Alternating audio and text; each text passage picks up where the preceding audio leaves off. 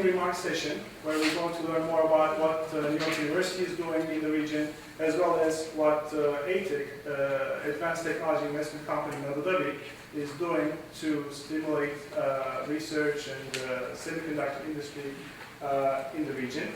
And then we have afterwards 3 technical sessions on hardware security and reliability. And at the end, we're going to have a concluding session, discussion session on how to efficiently develop a semiconductor ecosystem in Abu Dhabi. That session will start with a presentation on the partnership between Semiconductor Research Corporation, SRC, and ATIC to stimulate research in the region. And this discussion will continue into a brainstorming session on how to enable further collaborations and stimulate further research in the region. And we'll solicit all your inputs in that session. So at this point, it's my great pleasure to turn to the podium to Dr. Paul Horn, who is the Senior Vice Provost for Research in New York University. Thank you. Well, good morning, everyone, and welcome. You'll be hearing today from Waleed and Sunil about the excitement that is Abu Dhabi as it transforms its culture and its economy from one that's dominated by oil and gas, today 60%, to, in 2030, one that is a knowledge-based economy, where 60% comes from knowledge-based industries. It's a very exciting opportunity, and it's quite natural for semiconductors to play a major role in that transformation. Let me illustrate. Any good physicist will tell you that you can't write patterns that are smaller than the wavelength of the light you use. You know, diffraction just is a rule of nature. But the semiconductor industry has been doing that for years. Today we write patterns that are roughly an order of magnitude smaller than the wavelength of the light we use to make the patterns. It's not the violation of any laws of physics, but it's novel and extremely exciting engineering. And it pushes the imagination. So it's natural that semiconductors form an essential part of, if you want to build a knowledge economy, of how you transform that economy and push it into the future. And it's not just the process technology, which is difficult, but the subject of this conference, the design, fabrication, test, validation, and security of chips which have over 1 billion transistors in them is just as challenging and just as much a forefront problem in science and technology as anything in semiconductor process. And given that extreme leading edge, it's quite natural that NYU, NYU Poly, and NYU Abu Dhabi focus in that area as one of the main centers of what it does in science and technology and engineering. So I think this conference is a wonderful place to begin to add that extra focus on areas that are going to be so important for the universities involved, but as well important for the region and for NYU in the region. So I want to thank you for coming here and participating. I think you'll have an exciting conference and day, and I wish this group all the best. Thank you.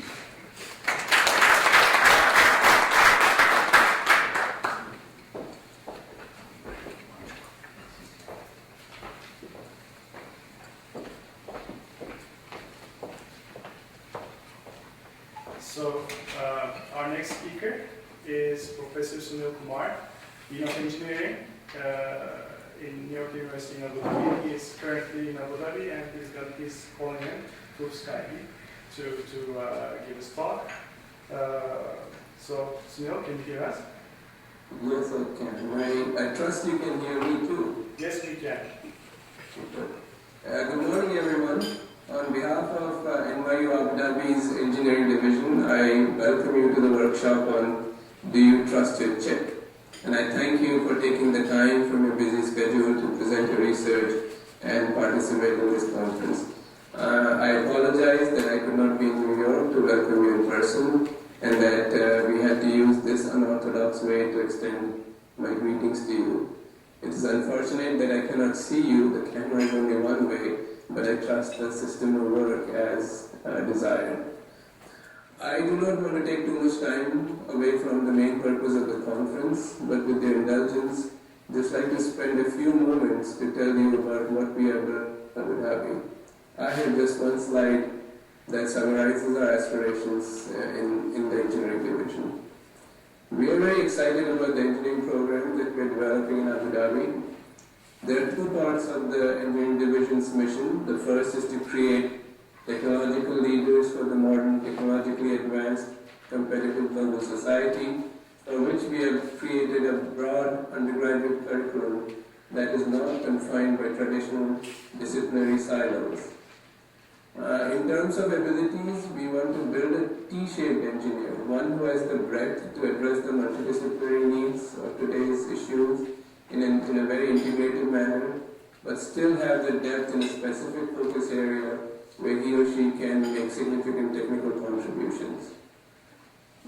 To achieve this, the underpinnings of the liberal arts core in the World's Honors College, with its critical thinking and the attendant sort of license to learn, if you will, an emphasis on multidisciplinary coursework, infusion of innovation, invention, and entrepreneurship throughout the curriculum, and semesters of study away complete the foundations that are needed to educate and create technologically savvy entrepreneurial leaders who can function effortlessly in today's competitive global society, which is technologically rich and the global economies.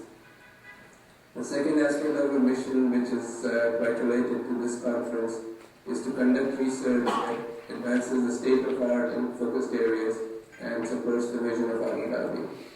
By building a cadre of top talent, Abu Dhabi-based tenure-track faculty, complemented by affiliated faculty from the NYU's global circuitry system, which includes NYU Poly and New York, and NYU main campus in New York, and the global distinguished professorships. These all allow us to make a mark in some focused areas of research. For this group, it would be of great interest to note that one of the first areas that we are developing expertise in is in the area of semiconductors and chips, partially influenced by Abu Dhabi's aspirations in the semiconductor arena, as Paul just mentioned. Dr. Walid Ali of ATIC and Dr. Al Kevin of SRC will be presenting you with their views, so I will not address those here. In general, we are focusing on the infosphere. The infosphere, which like the atmosphere, surrounds us, and we're extremely dependent on it for modern living. This infosphere, which connects information and people, surrounds the globe and envelops our life. It is getting denser and richer. It demands enhanced connectivity to our senses, to all information. It needs intelligent, high-speed fluidity of data transport, security of transactions, and so on. So we want to conduct research in vital areas of the infosphere, such as those related to wireless networks, low power computing, low power electronics, high-speed connectivity, network and device security, reliability, sensors, and citizen networks. So I invite the Testing and Reliability Committees, especially the August group that's gathered here, to work with us in NYU Abu Dhabi in the form of collaborative projects and global professorships, and join us in our journey as we continue on this exciting project. Once again, let me extend you my welcome to the 19 Washington Square North building, NYU Abu Dhabi's anchor in New York City, and I look forward to welcoming you in Abu Dhabi in the future. I trust you have a very intellectually stimulating workshop today. Thank you very much. Thank you, Sunil.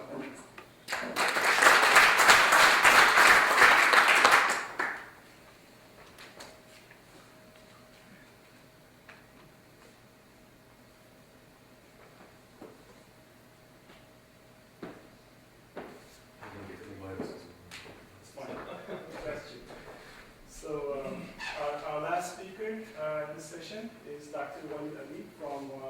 ATIC, Advanced Technology Investment Company in Abu Dhabi.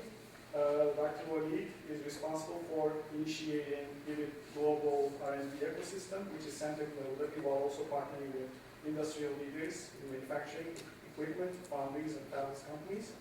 So, Thank you.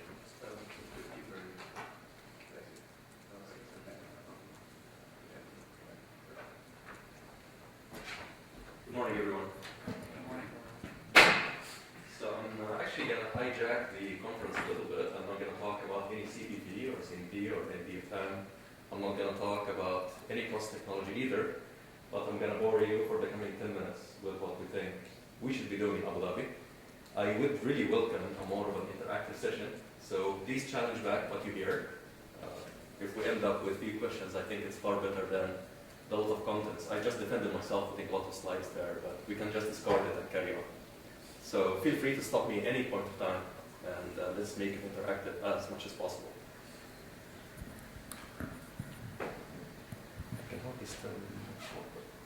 So I think what's happening in Abu Dhabi is quite fascinating. In simple terms, what Abu Dhabi's economy is based on today is mainly petroleum products, hydrocarbon products. And the GDP is quite dependent on such an asset to the point of jeopardizing the overall socioeconomic maturity of the population on the long term. Realizing that, the country started injecting new blood into the GDP composition. And having said that, the best way to do as such is having a knowledge-based economy. We're not the first one who did that in the world, by the way. Other countries initiated that. China is admirably doing that today. Taiwan did that about 30 years ago. I myself was a part of Philips' involvement with TSMC when it started. And we see a lot of such examples. So what really makes Abu Dhabi is more unique is, I would say, the strength is the weakness. Abu Dhabi is a very small country. Population, those who are living in the country today are 15% nationals, 85% foreigners. So when we even took the manufacturing part of A&D a couple of years ago and we went into a joint venture to create a foundry, intentionally we did call it, and we do mean calling it as such, global foundries. Our thinking is quite unique compared to other prior initiatives in valuing and understanding the globalization factor. And humbly, we recognize that to make it a success, we really need to rely on the globalization, not to shy away from it, and not to try to have it coming with a very local essence, because we cannot pull it through as such without relying on the global socioeconomic fabric to help us upbring it. I mean, look at the people here in the room. By the way, I'm not Emirati either. I'm originally from Egypt, so I like very much the picture here. So it's a fascinating set of events that happened over the past couple of months. And look at the people around us. This is a clear indication of where the country is taking its thinking and whom it's relying on to push and jumpstart this initiative. A lot of material, so for the sake of time, I will just stop here for a second. I like this slide very much because it's, I'm not claiming, by the way, that we are part of the human evolution. I think we just happen to be there in the midst of events. But what I like about it is, let's humble ourselves. We started with a notion of economy in the 19th and 20th century as humanity, with an understanding of the value of manufacturing. This has changed a little bit in the 20th century with the advanced technology involvement of this manufacturing. And at the very end of the 20th century, the semiconductor role played a major component in the upbringing of computing and improvement of manufacturing, as well as a lot of other economic factors, including even finance and banking systems. The funny part, as things were happening in the human race evolution, this country, the United Arab Emirates, got its independence and it was formed in 1971. And this tells us how young the country is, but it also tells us how agile we should be thinking about improving its GDP composition or coming up with a new economic venture. We have to be very disruptive in our thinking, and we cannot follow the nomenclature of the overall thinking. Otherwise, we cannot really catch up with the pre-existing modes of operation. Talking about the overall world, and people who work in finance would like to put a lot of information in the same graph, and just to try to entertain the engineers.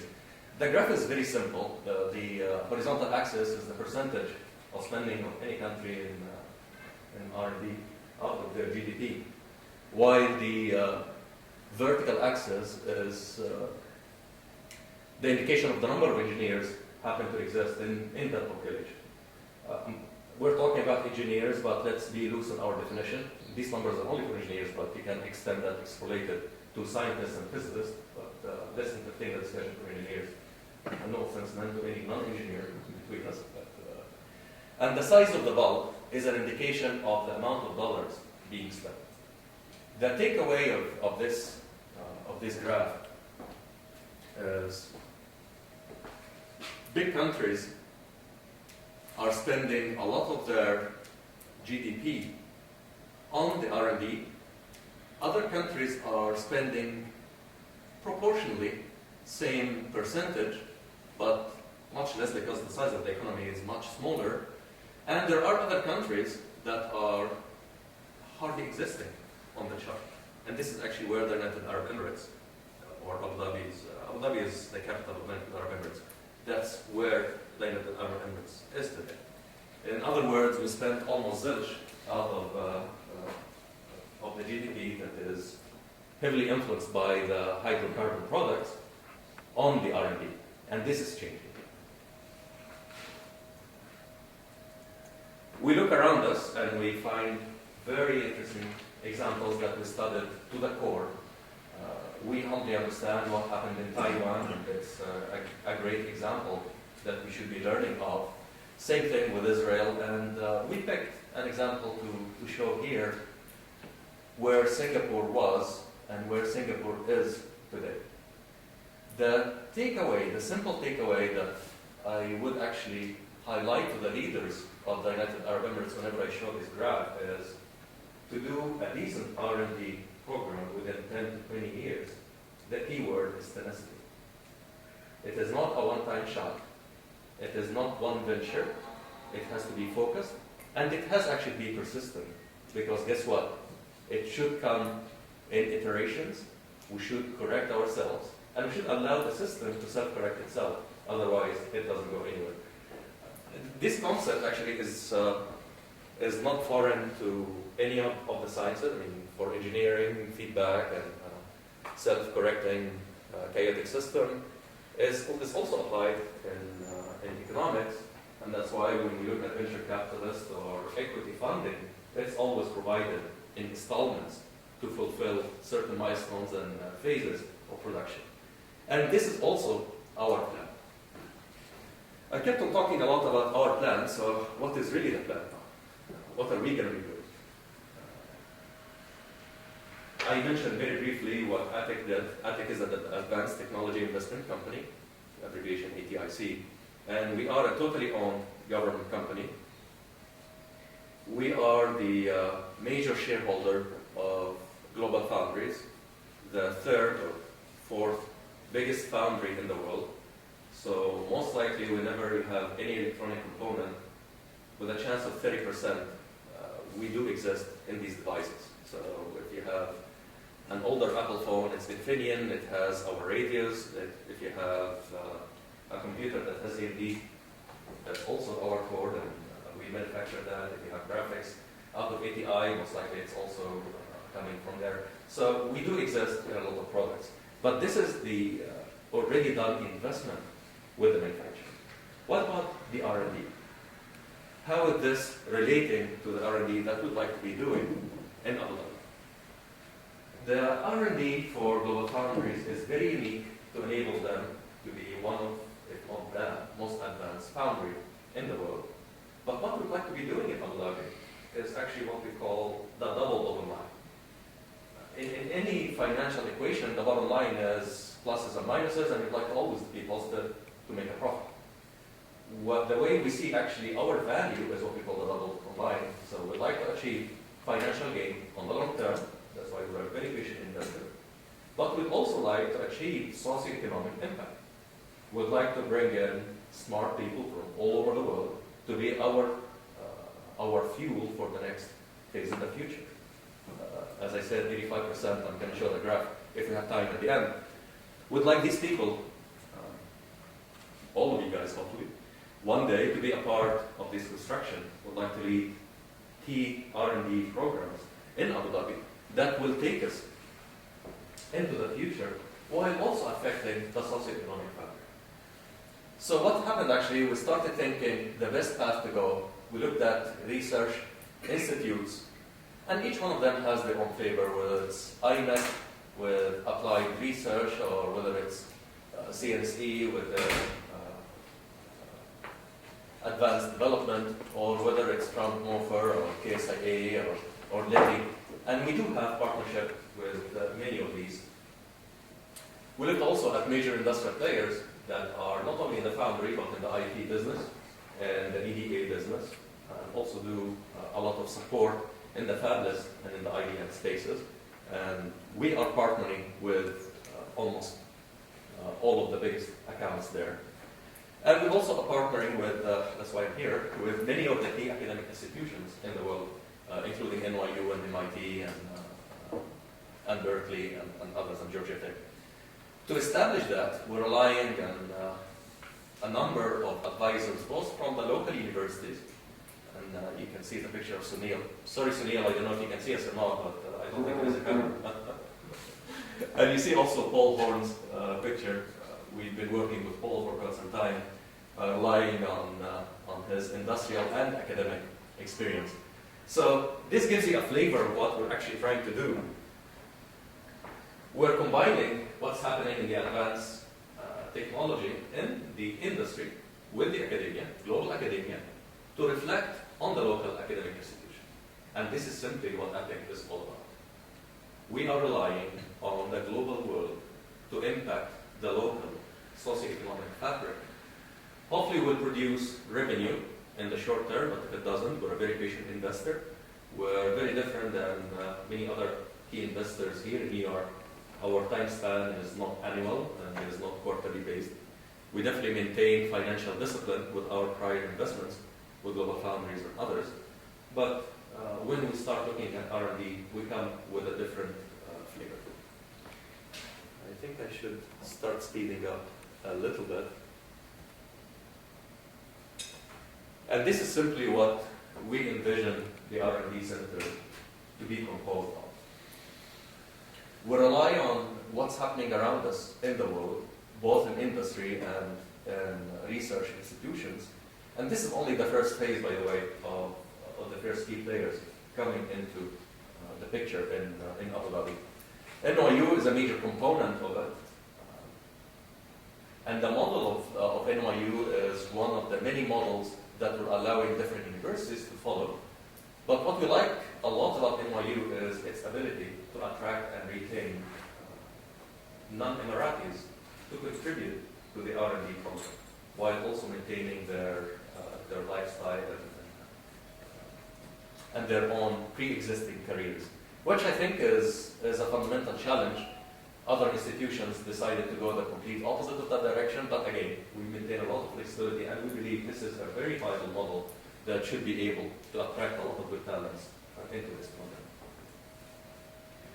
SRC, Ralph is here. SRC will be key in helping us form a norm and eventually perform between all of these universities as a major component of the R&D program. So we really appreciate SRC's involvement. Ali, could you say something about the research for Global Foundries that's located in Albany? Yes. So, as I said, Global Foundries, by definition, it's a foundry business, and they have their challenges. Foundries' challenges are mainly into the automation, into the equipment supplier challenges, as well as the process technology. These are fundamentally the major components that come into the picture. So when you start talking about that process technology, they rely a lot on their existence in the common platform. And the close proximity with IBM has always played a major role in this equation from the process technology. As time progresses, we see also the common platform evolving its role as well as the other players, Samsung and AMD and other AD players like Mentor Graphics. And this will shape itself as the future progresses. This is from the process technology space. There is also the other aspects of equipment supplier, lithography, or DFM or DFT, and they have their own pre-existing relationship, either with an EDA provider or shared programs between EDA and equipment suppliers, ASML and Nikon. This is actually the pre-existing condition of where the Abu Dhabi R&D ecosystem is coming into the picture. Where we are coming in is to complement this picture. We're not there to be another carbon copy of what's existing there, but rather we should come with a complete new flavor. I mentioned very briefly IP. IP is a foreign entity into the fundamental core business of the foundry. However, it's proving a lot of value to the foundries to have a strong presence in the IP space so that the cost per design goes down and the time to manufacture for a specific semiconductor product between design and takeout and final shipping shrinks as the IP closeness to the foundry is hashed out from early on in the game. And this is actually one of the components we see a lot of value for the R&D ecosystem to have as a focal point of the scientific and engineering research area. It's not completely overlapping with what Global Foundry is doing yet. It will assist them playing a key role in becoming one of the key foundry in the world. I hope this answers the question. In the way we envision actually where things could be ramping up, we put only up to 2015, but we do have plans that go beyond that. But we're also trying to be moderate in our expectations. We expect the R&D center to start this year. We have already a few announcements that will be public in about a month with major industrial players, with academic institutions. I mean, you could tell them here, walking now, so I'm definitely not wasting your time or mine. So we expect this to be out in the public in about a month. And we believe that a conservative ramp-up would allow us to inject the Abu Dhabi R&D ecosystem with no less than 300 researchers with a major spot in the patent and in the IP world in the coming 3 years. And this is actually a part of what we call the 2030 vision, which will transfer the GDP construction, instead of having it relying more than 60% on the petroleum products, to rely more than 65% on the knowledge-based economy. And semiconductors is a major component of it. This is for the illustration basis. I think Ralph will be talking a lot more in the afternoon about how SRC is a major help for us achieving the right match between industry and academic institutions. And I think it will be followed by a round discussion. So I'll tread very lightly on this slide. And I'm going to conclude actually my talk with stressing out, we believe the value of the R&D initiative in Abu Dhabi is relying heavily on the globalization. It's relying on you and people like you to help us to become a major component of where we should take the future of the United Arab Emirates. People like Ramesh and Sunil and Paul before.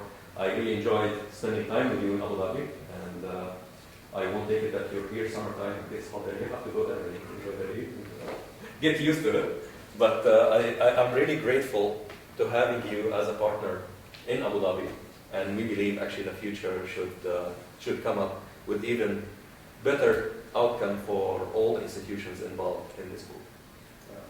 Thank you. Thank you.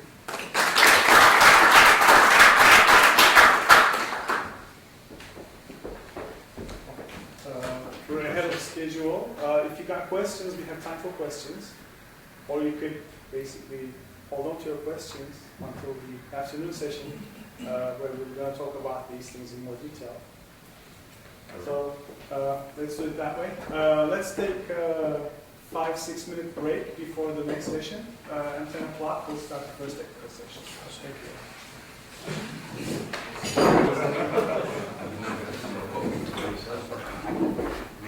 This is session 1 on hardware security and trust. And our first speaker is Malicious, who is a professor of electrical and computer engineering at NYU Poly. He has a PhD in computer science and engineering from UCSD. His research interests include trusted computing platforms, trustworthy ICs, low power, reliable, and fault-tolerant nanoscale IC architectures and systems, VLSI design and test, electronic system level design, interaction between security and reliability. And his presentation is titled VLSI Testing and Hardware Security.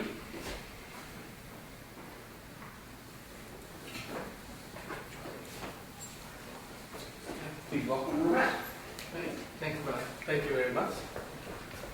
Thanks also for organizing the session and the program and everything. And so this is the title of my presentation, and one of my students helped me put this set of slides and presentation in that. That's Jared, and thank you too. So what I'll try to present is to show you the relationship between VLSI testing in the context of manufacturing defects and VLSI testing in the context of additional new threats that we are seeing in the supply chain when you build these ICs. So anytime I run out of time, pick me up.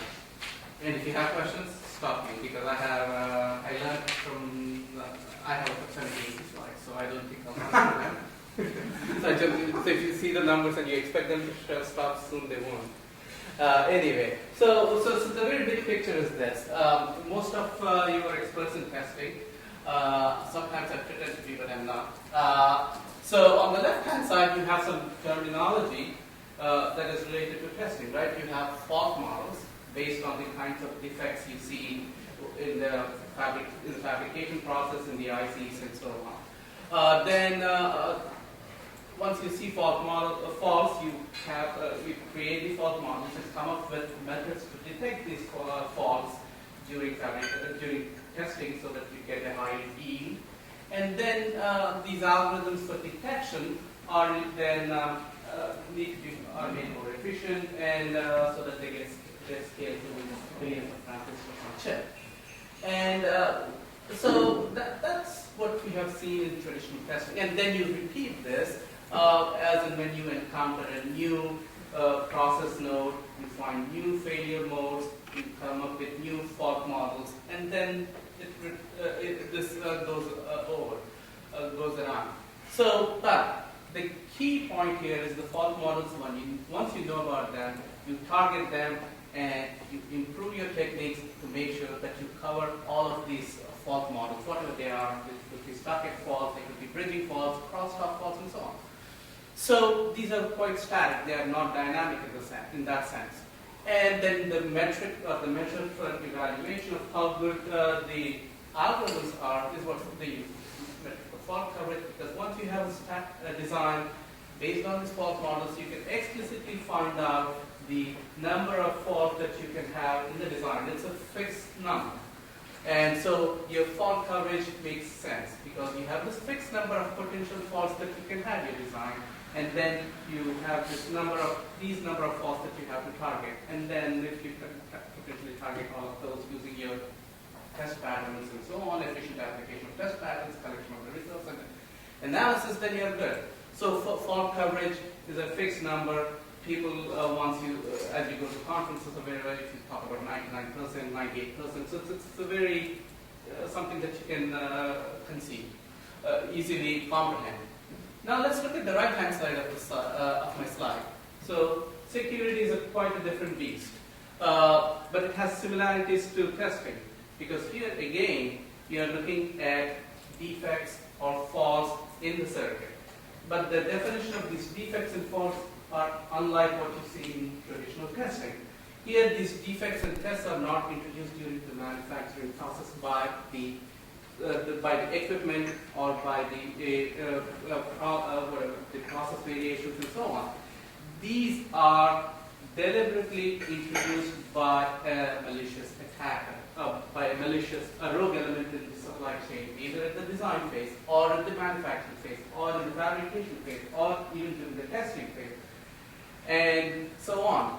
So the corresponding equivalence on the left-hand side is the fault models, but it's I call these you have these attacks and you have these attack models associated with them. So that's a nice analogy, but that's where the similarities ends. So in fault detection, you have this static number of faults based on the fault model that you target, and you apply your patterns and figure out. But on the right-hand side, attack detection is extremely difficult because here you are not facing a fixed adversary. The adversary is dynamic. On the left-hand side, the adversary or the source of faults is the process, the manufacturing process, and so on. So one, the attack detection is dynamic, the attack models are dynamic, and of course you have similar scaling challenges as you have on the left-hand side, but it's even more difficult here because the adversary is trying to be has flexibility of potentially introducing these transient kinds of faults, because these are not permanent faults that are there for you to figure out, and so on. So you need to focus on what are called these dynamic attack models, and so the attack coverage is much more nebulous. It doesn't make so it's not a static number that you can say I got 100% attack coverage. It just doesn't make sense because the attacks themselves are not static. Even if you have covered all known attacks, did you future-proof your design against unknown attacks? So these are the kinds of similarities in between testing and more of the differences between testing and security or trust. So that's my. So if you look at this typical approaches, you have typically a three-step approach. So the blue is the traditional approach in testing, right? You understand the faults, the defects and faults, and create the fault models. Then you create fault detection methodologies. You create, if you find new fault models, and repeat. Right? And I put so instead of sometimes we use the word trust, sometimes we use the word security, but for discussions I need them to be equivalent.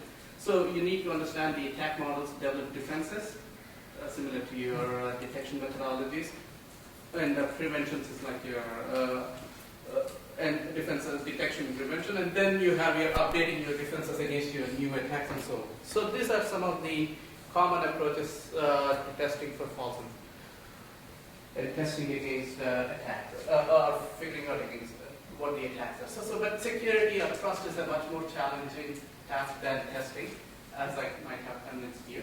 Attacks cannot be modeled, and in fact, it is like a cat and mouse game.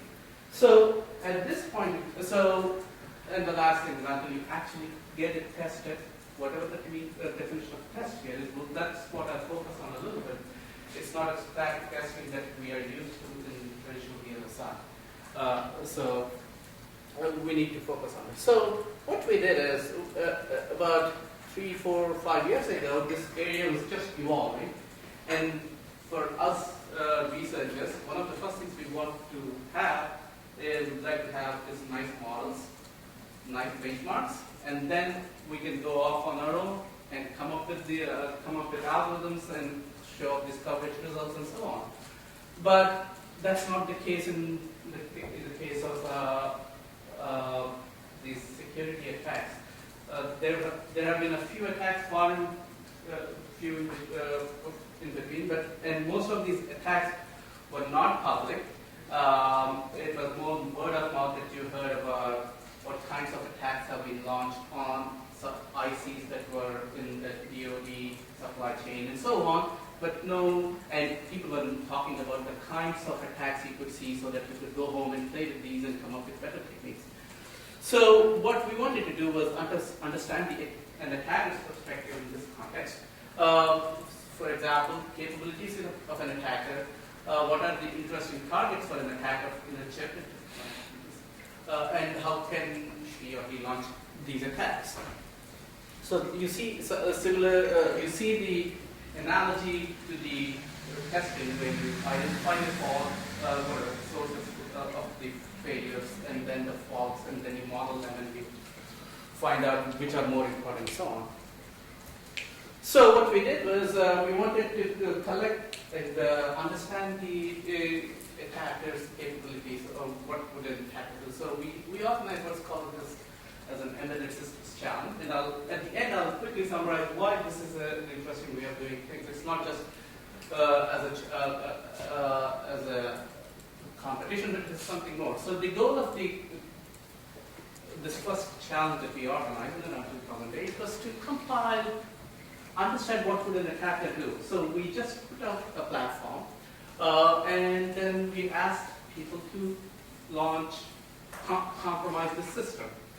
And the system it's quite a simple system. It's a crypto processor on the side. AES is a cryptographic algorithm, and RS-232 is the communication channel. We made it extremely simple, and we put this on an FPGA and connected to a main processor and so on. So we called it the Alpha platform, and so that was what we had.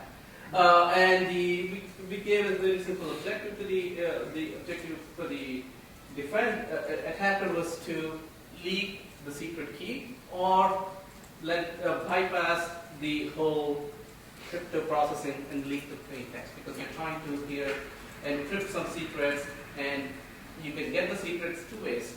Just get the secrets themselves unencrypted, or get the secret key so that you can get the original version by using the algorithm and so on. So we did that. Let me quickly look at mine. How are we doing on time? Okay. So I'll quickly run over those things. So these are obvious things, right? One, an attacker could attack the implementation, or the interfaces, or the communication channel, right, in the system. So,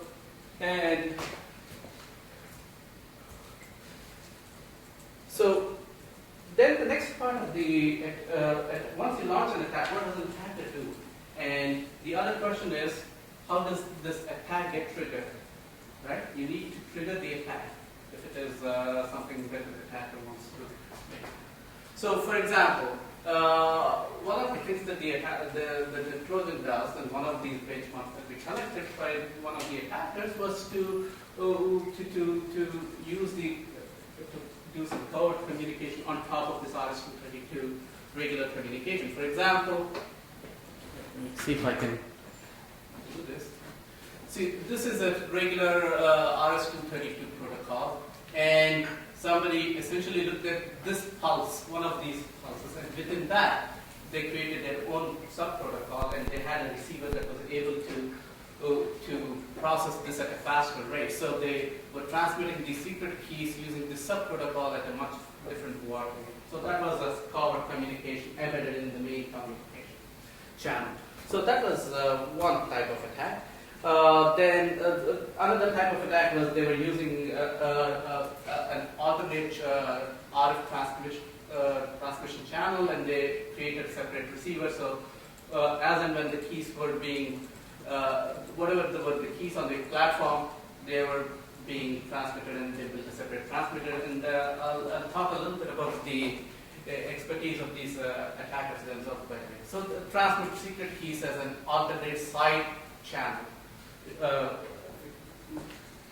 And then very quickly, so there are a bunch of lots of attacks on the platform itself, like on the AES implementation and so on. So let me quickly run through this. So we have how are they activated? They were typically activated either by explicitly by using the keyboard or some other commands, or they were triggered based on some monitoring of some physical characteristics on chip. For example, they were measuring the temperature here, monitoring the temperature, and if it exceeded the threshold, then whatever was the attack was triggered. Similarly here, they had a time bomb, which was a counter. Essentially, when that counter reached some value or came down to 0, whatever it was, it could be triggered. And so these are either externally triggered or internally triggered attacks. So at the end, this is what a quick summary of what we had. So we had about 40 or so Trojans, and by looking at that, we found that we could classify them along these 4 key dimensions. One was at the level at which they were inserted, and you see RTL because the designs we gave were at the RTL, so you see all of these attacks also launched at the RTL. External component, so this is the triggering mechanism, internally triggered, externally triggered, always on, so you can do that. And what was the purpose of the attacker? Leak information, change function, or permanently deny service, and where in which of the modules were affected, some or more or all. So this was a quick statistics of what we got at the end of that. So we have a much better understanding of what an attacker potentially do. And so then, and by the way, so here the participants were ranged from sophomores to graduate to PhD students, and the smartest of the best attacks came from first year, a sophomore from RTI, and we offered him a full fellowship. Unfortunately, he turned us down, but that's a different deal. And what he did was, I didn't even talk about it, what he did was essentially he did whatever he could do, and he hacked into the Xilinx tool, and he always displayed the results that what you wanted to see. No area overhead, no power consumption. All he did was he changed the interface for a designer. So as a designer does something, so when you look at the results, there is no overhead, no change in size and so on, and he could embed whatever he did embed and give a false presentation to everybody who was observing the results. So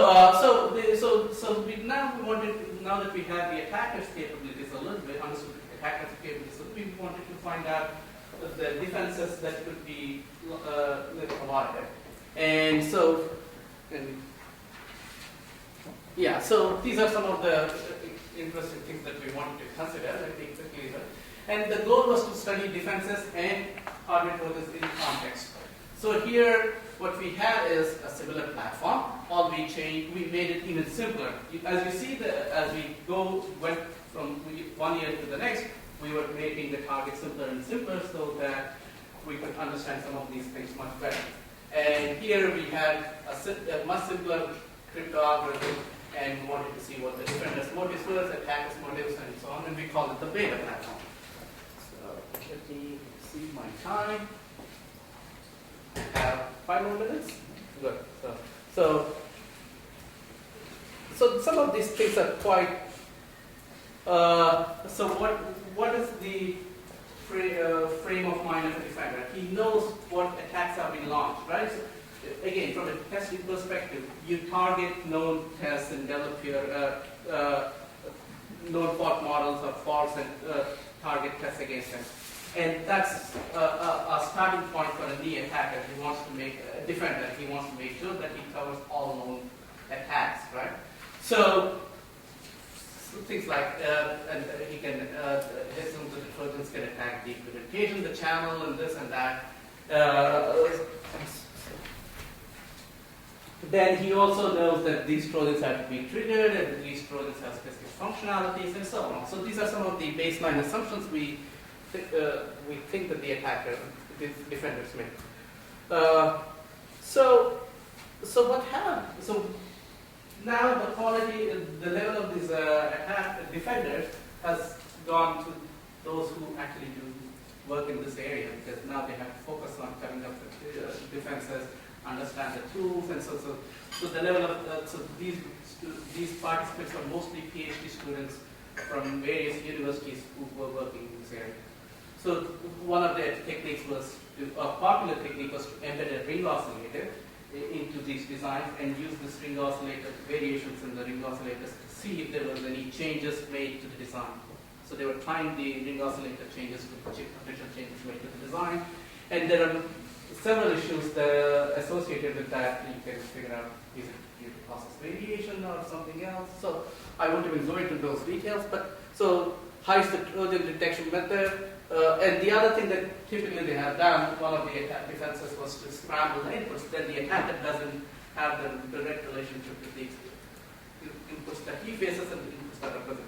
So these are some of the things. The other thing that they do is to obfuscate some of these designs, so it's difficult for an attacker to actually figure out what the function is, and so it makes it harder for an attacker to jump in and make changes if the design is obfuscated. So these were some of the design defenses we found out. And a quick summary: the majority of the designs defenses use ring oscillators. One of them. One team used a path delay measurement because there are so many paths in a design, and as a defender, he can choose any path and measure the delay of that path. But as an attacker, the attacker doesn't know which paths you are measuring. So if he inserts any additional logic, he might be caught by these measures. So that was the objective of that path delay measurement. And you again see some of the testing technologies coming into this arena as well. And then state-based obfuscation and some of calculate change in delays and so on. So again, very quick, I'll skip this. These are all that. So one of the simplest techniques based on the, so now from an attacker's perspective, so what did the attacker get? He got the entire design at the RT level, including the defenses, right?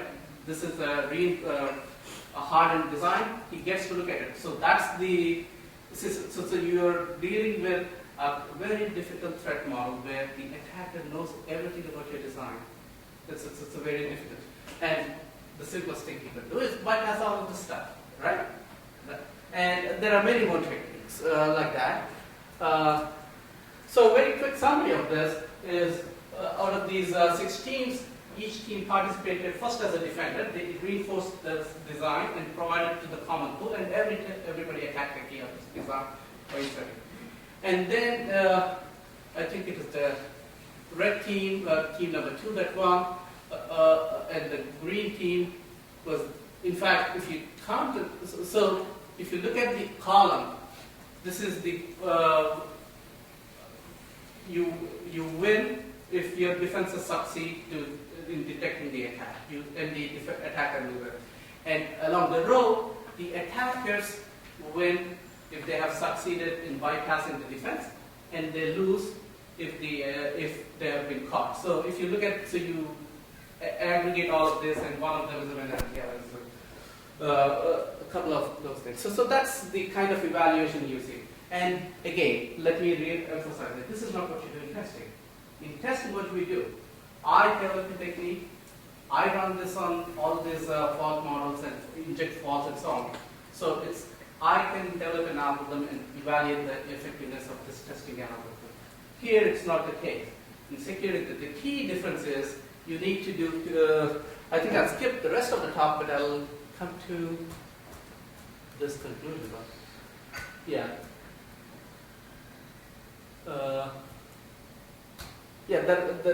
We organized a third contest, but I won't go into that. The key takeaway is you need a red team, blue team approach to evaluating the effectiveness of any technique. That's the key here in security. That's the key difference between testing where the faults are static and you know exactly what faults could potentially happen, and your algorithms can effectively evaluate or assess the effectiveness against all these fault models.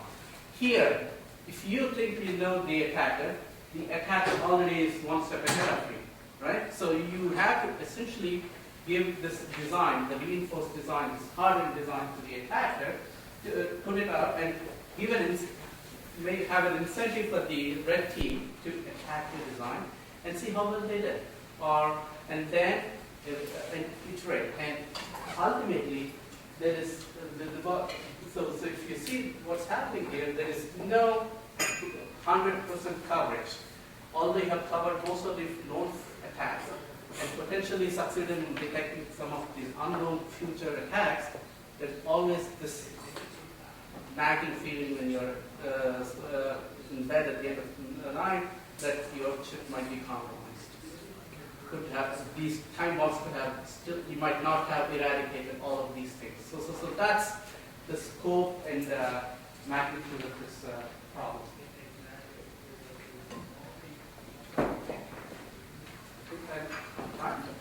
Thank you. So one final slide for all of those who are interested. So NSF funds this. It's been funding us for the last 2 years, and it will fund us for the next 3 years. The big takeaway from this slide is it's a free trip to students to come to New York City and participate in this challenge. And just before it gets cold, just before Thanksgiving, this time it's 11/11/2011. That's what I was told. That's my so that's the day where in the past we had about 10 students, and we have more money for at least 15 teams this year. NSF, Army is offered to support some of these things.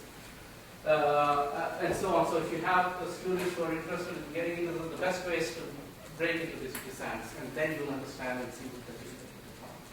So, thanks. Did you want to take any questions? I have a question. One of the things that an attacker may want to do is just disable the function of the device, not necessarily steal a key. Yeah. And in doing so, they may be willing to wait for some event like a soft error. Maybe the detection of a soft error is what triggered it. Sure. So all of these are, so if you look at, so one of the outcomes of this effort was classification of the kinds of things that can go on. And if you look at these effects, it could be any of these things. And you were mentioning of this denial of service, right? Just disable it. And what you are also mentioning is how it gets activated, right? One of this is internally triggered. I put time-based. One is a physical condition. The third one is this. This could fall under this physical condition, which is a radiation-based software or something else. Someone, yes. So it's an extremely difficult problem. Yes. In your work, is there an assumption that there is a modification of the hardware involved always when there is an attack? It could be completely software based. It could be both. So in this particular, so it could be modification of the design, but if it's a modification at the specification level, then it's almost impossible to detect an attack, right? So if it's at the fabrication level where you at least the original design was not compromised, then the change could potentially be relatively related. So I'm not making any of those assumptions. So these assumptions are all valid assumptions based on this chart here. It could be change of specification, change of design, change of fibbing at the fabrication. They do focus on being changes to make sure sometimes these designs work, so that's possible. Assembly and package. So some of the attacks could be that you somehow, the tester is compromised, the tester is willing to certify, for example, a rogue element in the testing center is willing to certify, saying this is a good check. That's a very different issue. So although it's failed, but that he can prove by showing the expected test patterns and get it. So how do you deal with these things? So these are all things that are possible along this dimension. And the purpose of the attack is, do you assume that the purpose of the attack is to cause a failure of your system, or it is the stealing of, say, certain data? Again, Yes. yes. This answer. Which one? See, I'm giving you a much more generic picture here. So it could be that too. So in the contest that we organized, we tried to focus it into leaking the secret key or disabling the function. So that was the thing. But in general, when we let them in the first competition contest where we said introduce any kind of error. We wanted to learn what the capabilities that they are looking for. It could be disabling it could be modifying, leaking the IP, leaking the keys. If it is cryptography, you leak the secret key. But it could be that you want to get somebody else's IP, steal the IP, reverse engineer the IP. So all of these are potential. Thank you. Thank you. Where he's a manager of the circuit diagnostics and testing technology department. He joined IBM in 1997 and has since worked in the area of design, testability, fault diagnostics, fault modeling, circuit simulation, and optical testing. He has more than 50 publications, holds 21 U.S. patents with several patents pending. In 2004, he won the IEEE Electron Device Society Paul Rappaport Award. Also, in 2006, he received an Outstanding Contribution Award from the IEEE Computer Society. He's an IEEE senior member. He received his PhD in electrical engineering from the University of Rhode Island. Thanks, Brian. Hey, Jim. Thanks. And thanks the kind of introduction and for the invitation here. Yeah, I can talk about a little bit, just 1 minute on the Jeopardy. Jeopardy patents actually, they came, the crew came, they said, today, everybody go home. They don't want us to come. They filmed the whole day. And then they broadcast months later. That's what I heard. We don't know nothing about it. They don't want us to participate in one. They provide you free lunch or whatever. And they were afraid of leaks. Okay, see, what I'm trying to talk about here, you notice the title gets changed, and the marble got removed because the IBM legal department does not like us to use a marble because that was a patent that was used by other companies. Okay, no marble. But if you can, if you read the first letter, you can guess. That's what we try to make a nice title here. So I should thank all my co-authors. There are many people who contributed, and this is just a methodology we have done in the past many years, and then we just happen to be, in this particular case, we apply to the Trojan detection. And do this way. And what I'm going to talk about today here is give a brief introduction of the problem we're going to try to attack, and also some of the existing technology people use, and then main focus on the technique we developed over the years, and some of the real applications, and on the simulation method, because when you have a circuit, how do you know the circuit? If you don't have a model, you don't have the emission, that's what we're trying to use, how can we do it? So we have a simulation model, how can we do this? And then conclude the whole presentation. What I'm talking about here, security is a big deal, right? Big issue, everybody knows, but the people focus on the more like a software security. And that's a big deal, and like an email spam, and you have identity theft. And another thing that Professor Kerry already talked about is like a hardware authentication. The keys, right? You deploy this chip in an unsecure environment. How can I make sure this chip is secure? How do you know this chip is not modified? It's not replaced. Okay, this is another type of security. And what I'm trying to talk about here is Trojan, real Trojan. That means the chip manufactured during the manufacturing environment, or packaging environment, or testing environment, it got to be compromised. And there's some malicious circuit introduced. So how can we test it? Okay, and this is the last year, like CBS on the 6 Minutes show, they talking about great deal about this cyber security, and probably if you go search, you can still find this this talk. And then another piece is on the, I think 2 years ago, this is spectrum, IEEE spectrum, and they talked about Trojan. So you see, this is Trojan. Here. And Professor Carey talked about it and give us everybody a good introduction. What we're focusing on is the compromise during this state. This is the whole. Okay.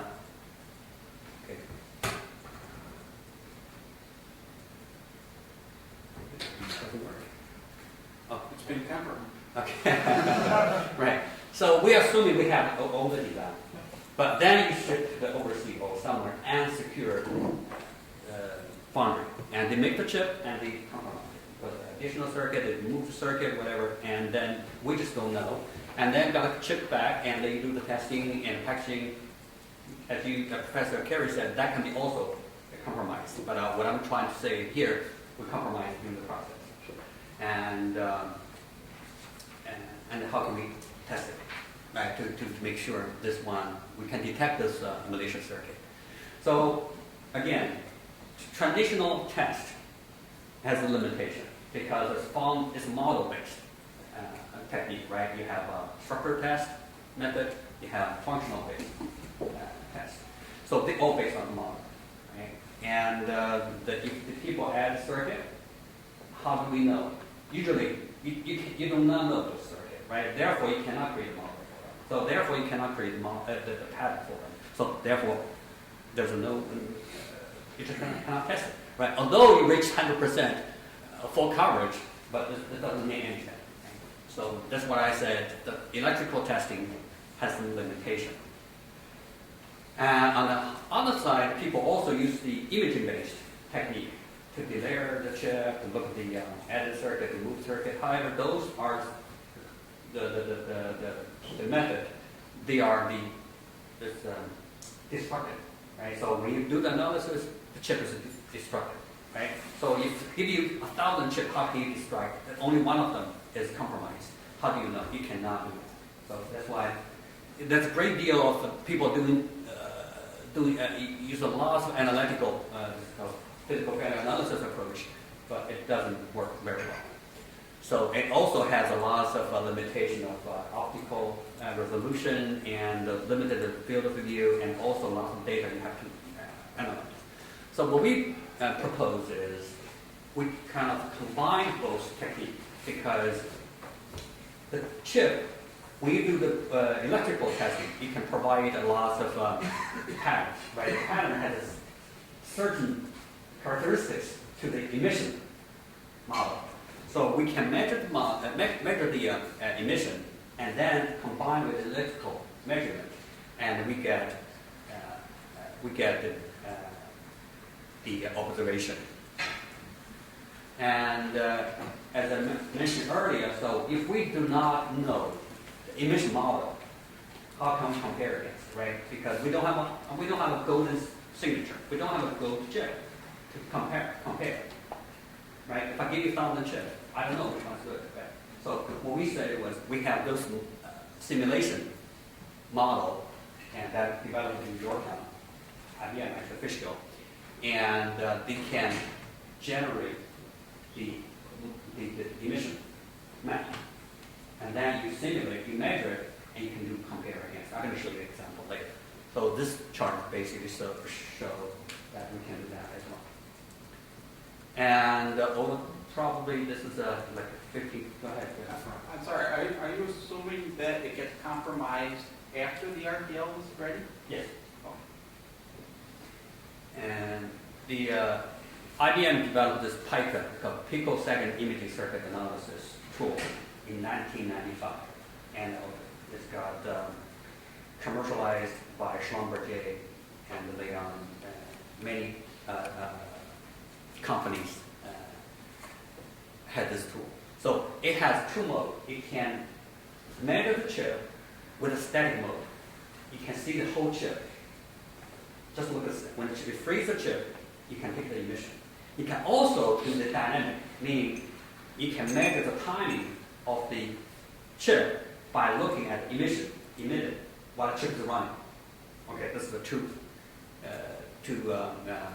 mode. And then we said we can use this tool and combine it with electrical testing to do the Trojan detection.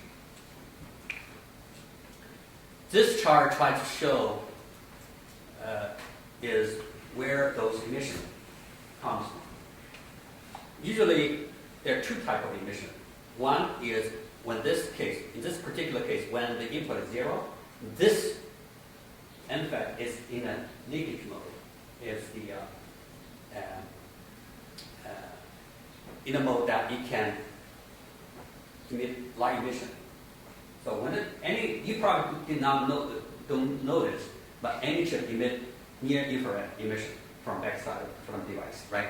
So when this one leaks, then you can pick up this one. But also, you see this input 1, we can also detect from this emission, we can say this chip is a 0 state. We can look at the map. By looking at the emission, you can detect the pattern. And there's also particular pattern. This big emission, this is when this chip from this device from 1 to 0 transition that emit. This is in the saturation state. Okay, this is the different mode and a different type of emission. And then based on this measurement, we can detect the Trojan. And this chart shows you more details about this emission. So what it is show is, this is the gate. This is in the leakage mode, off state. It's very little. However, this chart shows this luminescence, this emission divided by drain current, because in the leakage state, your current is very small. However, the efficiency, the probability of getting the light emission is much higher, because let me show you, because you have this area, you have this time, you have so many times, because most of the time, if I plot 1, 0 in between, that's a leakage state. You have more probability of getting the static emission versus this transition. This is what this chart shows. And this one gives you more details about the emissions that we measured. Basically showing that this is the running, when the chip is running, you get this combination. It's transition emission plus leakage emission, because in between, that's leakage, right? And then you have this transition that's to measure it here. And then this is purely leakage. So, but as we move forward to the lower, small geometry devices, and this leakage becomes more and more bigger. Everybody knows that.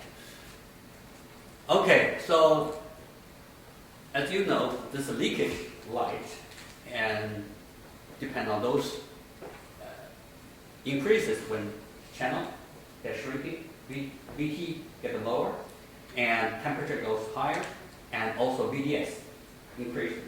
So those the simple parameters that can dramatically increase the leakage. And this chart shows that how we can use the leakage current. As I mentioned earlier, you can detect between you have leakage, non-leakage. Based on that, you can detect logic state, 1 or 0. And meantime, you can modulate, this light emission can be modulated with the gate. And based on this, you can measure temperature, transient temperature. We did that study. So you can basically measure the emission, you can detect the transient temperature inside the device. And as well as the signal integrity. So this is not what we're talking about today. But what we say is we can, based on this present absence of the light emission, you can detect chip operation.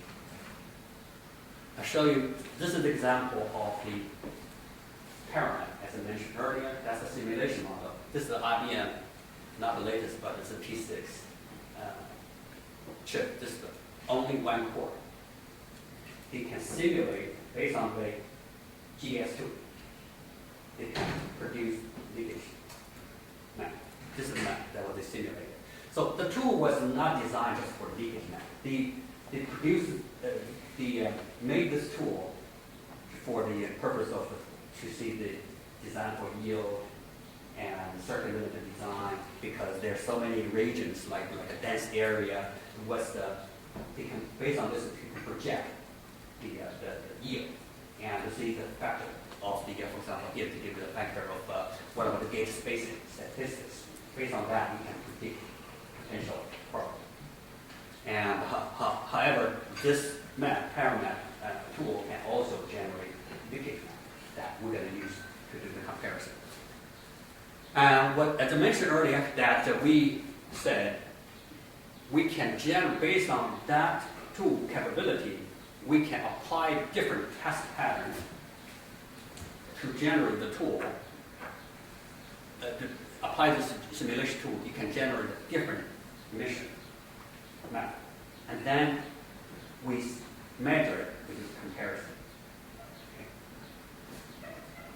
This one example that we did, this is not intentional design change. This is not the Trojan, but we just illustrate what happens. So this is what happens this is a couple of years ago when IBM has a chip that they want us to take a look at. So they found the leakage is so high, they want us to take a look at where those hotspots.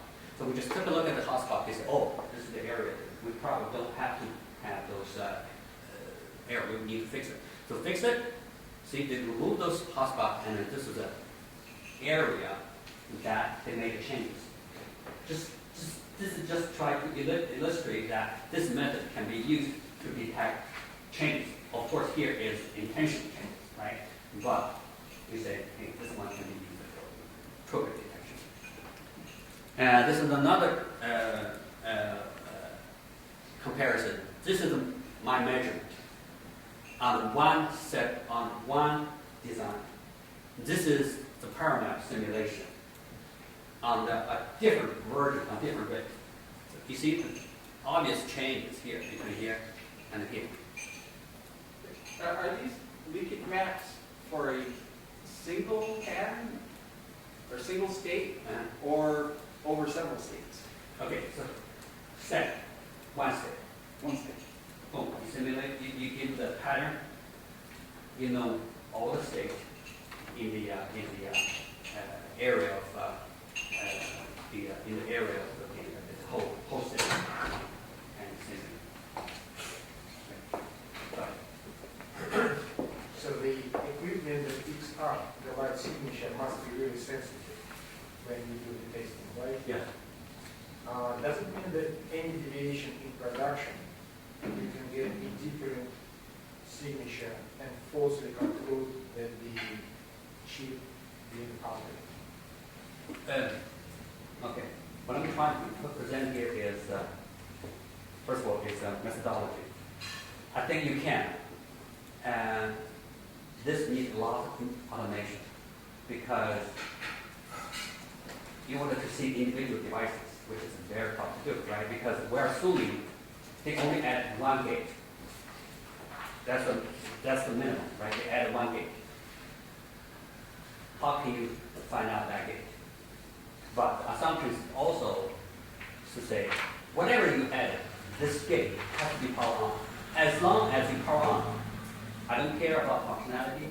As long as it power on, it emits like emission.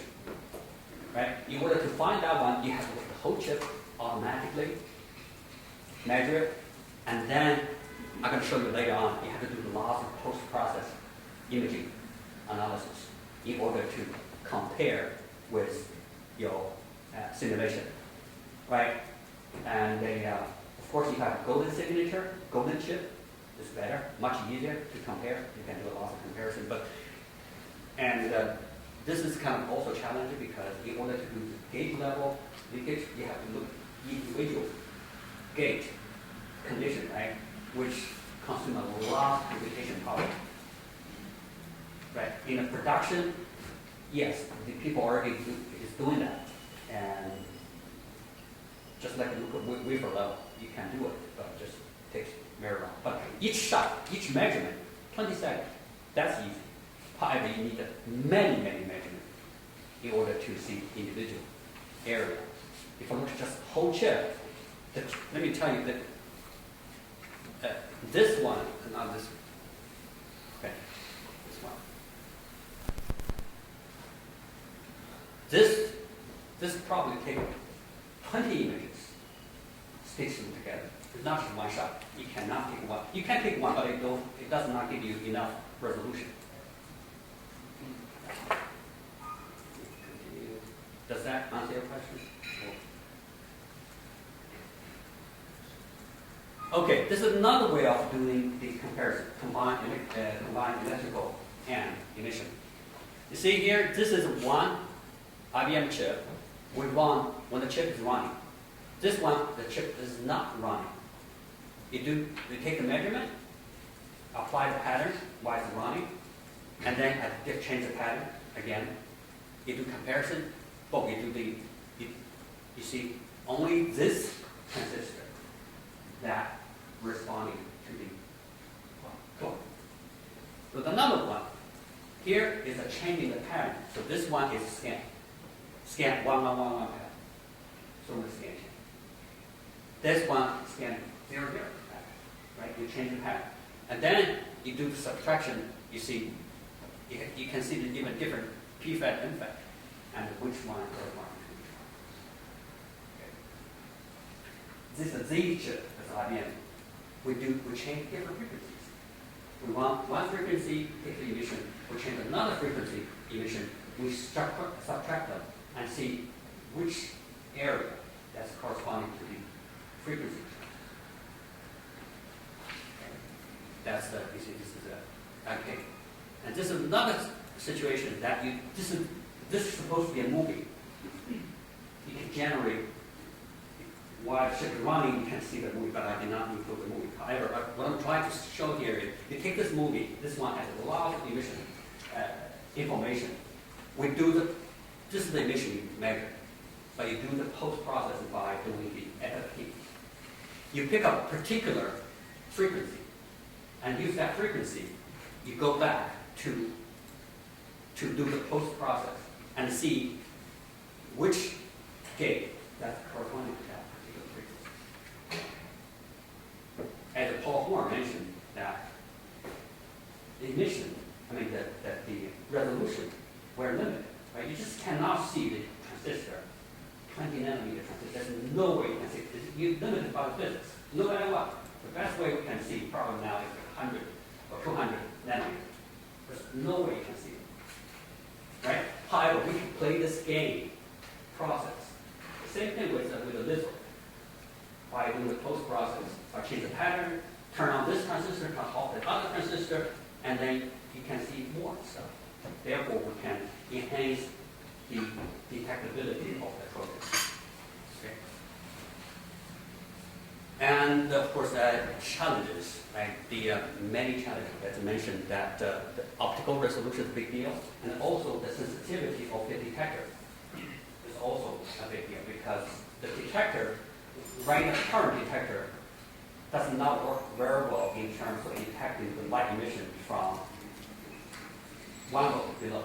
If a circuit one with 1 volt below at 0.5 volt, the detector cannot detect it. The good news is, if we try to detect the Trojan, we don't care, run off the temperature, voltage, and to measure. But this is the definite challenge. And also the simulation I mentioned earlier, that there's a lot of computing problem. In order to see a small circuit that's okay, if you look at the microprocessor, it has like a billion transistors on. It's hitting the information, but that's a challenge. And also, that needs a lot of imaging process. That's we need to work hard in order to get that more automatically. And to conclude, and the whole presentation, so we propose the new idea of combining electrical and emission-based technique.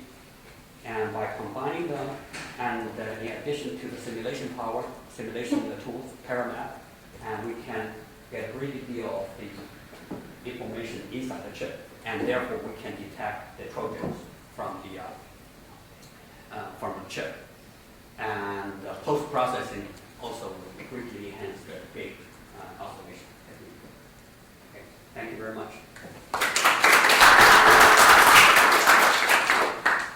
What would you trying to ensure that the patterns or the static states that you're imaging are sufficient to expose the Trojan. The only thing is that, as I mentioned, is more like enhancing oscillation. Because pattern can, for example, two gates next to each other, right? If they are only 20 nanometers away, you cannot tell that the gate there or not. You cannot tell. Emission-wise. However, if I can create a pattern, if I turn them on individually, I can distinguish. I can say, oh yeah, there's a gate there. There's no gate. That's what I kind of measure for those patterns. The process of variation exists. So is it possible the power Trojan be hidden by the impact on the process variation? Process of variation in terms of more like a uniformity, right? So what we're trying to tell is there's a gate there, not gate there. Unless you say, okay, there's a possibility. For example, everything's uniformity. I put regular VT transistor. But if you try to add your gate, very high VT, so initially you will not be very, you will not even able to see the loss of emission from. That's a possibility, but definitely that's one of the weaknesses, but just if you increase the voltage. Okay. Along the same lines, you're generating the golden image based on RMAP, I suppose, from ZDS25. ZDS2, yes. So I think what both questions earlier imply is that when you create that golden map, you take into account process variations in the ZDS25 and create not one static map, but a variance of maps that you expect to see as an acceptable region. And then there's a danger that a maliciously modified design will present a profile that will hide within that range of acceptable golden images. So that's, I guess, the question that... Again, the only thing is the change dramatically increase the VT. Your chip, that particular transistor does not emit light emission as much as it's supposed to. Then therefore your optical is, you cannot see, it could be hidden, right? That's a possibility. Don't tell them anything. I think you're also exposed that it might not, the Trojan may not be powered. It may be gated, the power may be gated off until some triggering event. Yeah, that's why So maybe something really tiny that enables it to be powered. Right. Yeah. So the assumption again is that anything has to be gated. So Dr. Kerry can add the loss of Trojan there that we cannot detect. Okay, thanks.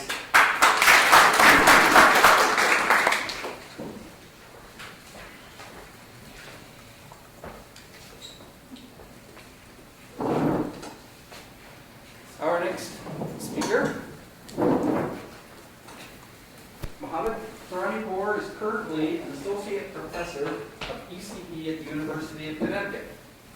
He is a recipient of several Best Paper and Panel Awards. He is also a recipient of the NSF Career Award, IEEE Meritorious Service Award, and the UConn Research Excellence Award. His research interests include hardware security, reliability, and testing. Please welcome Mohammed. Thanks. Thanks, Brian. Thanks for the introduction. Thanks to Oscar for organizing the workshop and the invitation. You saw this picture. I didn't show it to you. So this is what I took also from the IEEE Spectrum 2008. Very nice article. If you haven't got a chance to take a look at it, it is IEEE Spectrum October 2008. Take a look at it. One of the things that happens quite often when you make this presentation, Ramesh can tell you, and I'm sure Haley can tell you, is that people keep asking about the real tax.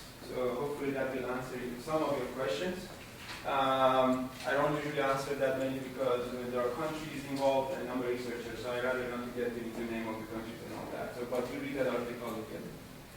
All right, just a quick acknowledgement to the sponsors of the projects that we do in the lab. And the security and trust work mostly sponsored by the National Science Foundation, some small funding from government agencies and the Department of Education, etc. This session actually, you heard quite a bit about the hardware security in general and hardware security and trust in particular. So knowing that Ramesh and Hayden covered some of the introductions in this area, so I'm going to try to speed up there a little bit and stay focused on the methodologies and start talking a little bit more about design for security and trust. And I see a lot of people with a background in testing and make an argument that if you have design for testability, then it might be a good idea also to start thinking about security and trust also as main elements of the design process when you think about secure hardware. So if you look at the way we design our chips today, there's a lot of entities involved in the process. I try to simplify the problem as much as I can, so you divide it into three major entities involved, from those guys who are the IP vendors, who develop the IPs for you. There's an estimate of 5,000 to 10,000 IP vendors distributed across the globe. Some of them are too small that if you call them today and get something from them today, if you call back tomorrow, they probably won't exist. Some they get merged with other companies, so it's very difficult to track and find out who actually designed your IP. And so some obviously are the big ones, and usually when we think about IP developers, we think about the big IP developers like ARM. But we have a company in Connecticut, in fact they develop ICs for government agencies. And they tell me that they actually go after the smallest and the cheapest possible IPs. That makes sense, right? And they're not in the United States. So, interesting thing is that they're very much concerned about obviously the bugs and other things that exist in there, but if you really take care about the security issues, so you can take into account those trust and security issues as well. So basically, if the IP vendor is not trusted, so what it does is that it makes your IC that comes to the market is untrusted. Again, there's an estimate of 90% of the ICs in the market are commercial off-the-shelf components. So really, you don't know who actually designed your ICs, who fabricated your ICs. And when you look at system integration means, if you look at the SoCs today, they have 50 or 200 IPs in there. I give you an example. Dean Collins, who used to be the director of MTO in DARPA, who came to the workshop that we established in a IEEE workshop, and he said, if I'm correct, we have 47 IPs in one of our SoCs, and 39 of them are not ours. So, and we don't trust any of them, even though we get many of them from these big names, but still. So in any case, the system integrator can certainly cause a trust issue and IP privacy issue in the sense that the IP basically is taken for evaluation, but he uses it, but you don't know, and you have to find ways to be able to go back and identify whether the chip that is out there in the market is actually using your IP. At the end of the day, again, there's IC trust problem. Untrusted Foundry has been around for quite a while. DARPA ran a program first, an Untrusted Foundry, and then DARPA Trust program, and then DARPA Iris program just recently. So it's certainly a big issue. There's an estimate of 100 fabs in the world. And again, we hear about TSMC and Global Foundries and IBM and Intel and the big names, but there are many of the foundries that are out there, quite small, and they're basically contributing quite significantly to what's out there in the market. IP piracy and counterfeiting is a big issue. There is an estimate of $1 billion a loss of business in the electronic industry. So that's quite a big number when you look at it. Secure manufacturing test, which is Ramesh has to get the credit for starting this area, where basically testing and security don't get together very nicely. So for testing, you need to have access to everything, and for security, you don't want to have everything, right? So you have to find a way to be able to make sure that you have both of them. If you look at the old way of design, think about Texas Instruments as a company that they used to basically design all their, IPs, and then same people there, they would go through the synthesis layout, gift insertion layout, time enclosure, power closure, everything done, and then they develop GDS2, and then from there they go to fab is in Texas Instruments. So basically, it's a secure environment. They fabricate it, and the chip is assumed to be trusted, right? But when you look at the way things have changed over the years, if you look at IP as an example, I took this from NDC, where these IPs are being developed by different companies, and different companies are different parts of the world. So how can we ensure trust for these IPs? So the main question today is, because of the globalization, we really don't know who is designing our ICs, and who is basically developing the IPs, who's designing the ICs, and who's fabricating. So that poses a great challenge when it comes to the security and trust. So if you look at the new way today, you can see that the IPs now are coming from everywhere. You used to have firm IPs and hard IPs, but nobody likes them. It's very difficult to integrate them into your IC design flow when it comes to having 50 or 100 IPs putting together. Extremely difficult, and somebody tells you I have a hard IP, you never get it. Okay, you go to somebody else. And then even the design process has changed. We don't have, if you look at some of the design process today, we don't have one company doing everything. Company X put the RTLs together and then goes to another company that does the DFT for them, and then from DFT it goes to another company that does synthesis and then time enclosure. And GDS2s are not developed by our companies anymore. So there is a GDS2 guy in between that understands fab language and design language. And that guy is also, again, we have many of the GDS2 developers, and at the end, manufacturer. So applications and threats, to me, they're unlimited.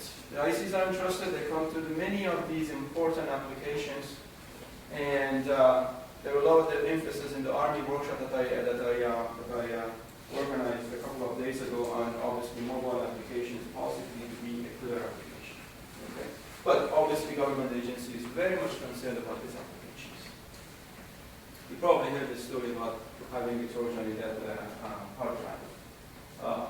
So, in any case, so a couple of, we developed a detailed taxonomy, a few of us, basically, with Jim Pasquale, with Ramesh, and I think we do have good understanding of what could potentially happen. We really look into the vulnerabilities that exist in our today design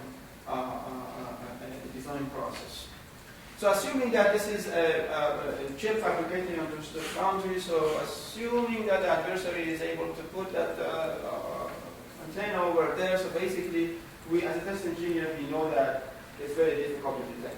Right? I always give an example of ATPGs. ATPGs are actually good sources of information for the adversary because they can tell you what it cannot test. So if you really have some plan, well, try the ATPG first, because I think I can give you some good ideas where the ATPG cannot basically test for and generate pattern for. So at the end of the day, you have this communication going on, and this is one of the examples that was given in that IEEE Spectrum article where country X had access to, that's obviously a speculation, but that had access to another country's radar system, and it was able basically to shut it down for some time, and then it basically backed down. So, other scenarios, silicon time bomb is something that is possible. You could have different ways of basically designing something in the circuit that passes your test, and then it goes into the field and potentially gets activated. Okay? So, Ramesh mentioned a few examples. In fact, even reliability examples are possibilities where you can tend the wire, right? And then in the field, it can get activated and cause some problem. But you can have some more, maybe I'm not saying sophisticated ones, but the comparators or finite state machines where basically the information is hidden, and under certain cases you can activate it. So that's what probably happened. Okay, obviously this is the worst case scenario. But again, from a testing point of view, this is not possible to detect. So when you look at the design process, you really wanted to have a comprehensive methodology.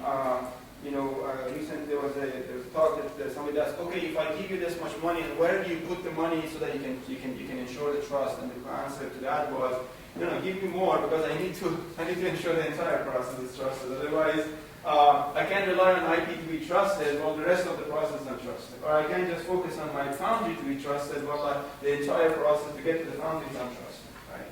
So the basic idea is we need to have a comprehensive methodology where we can look at our IPs.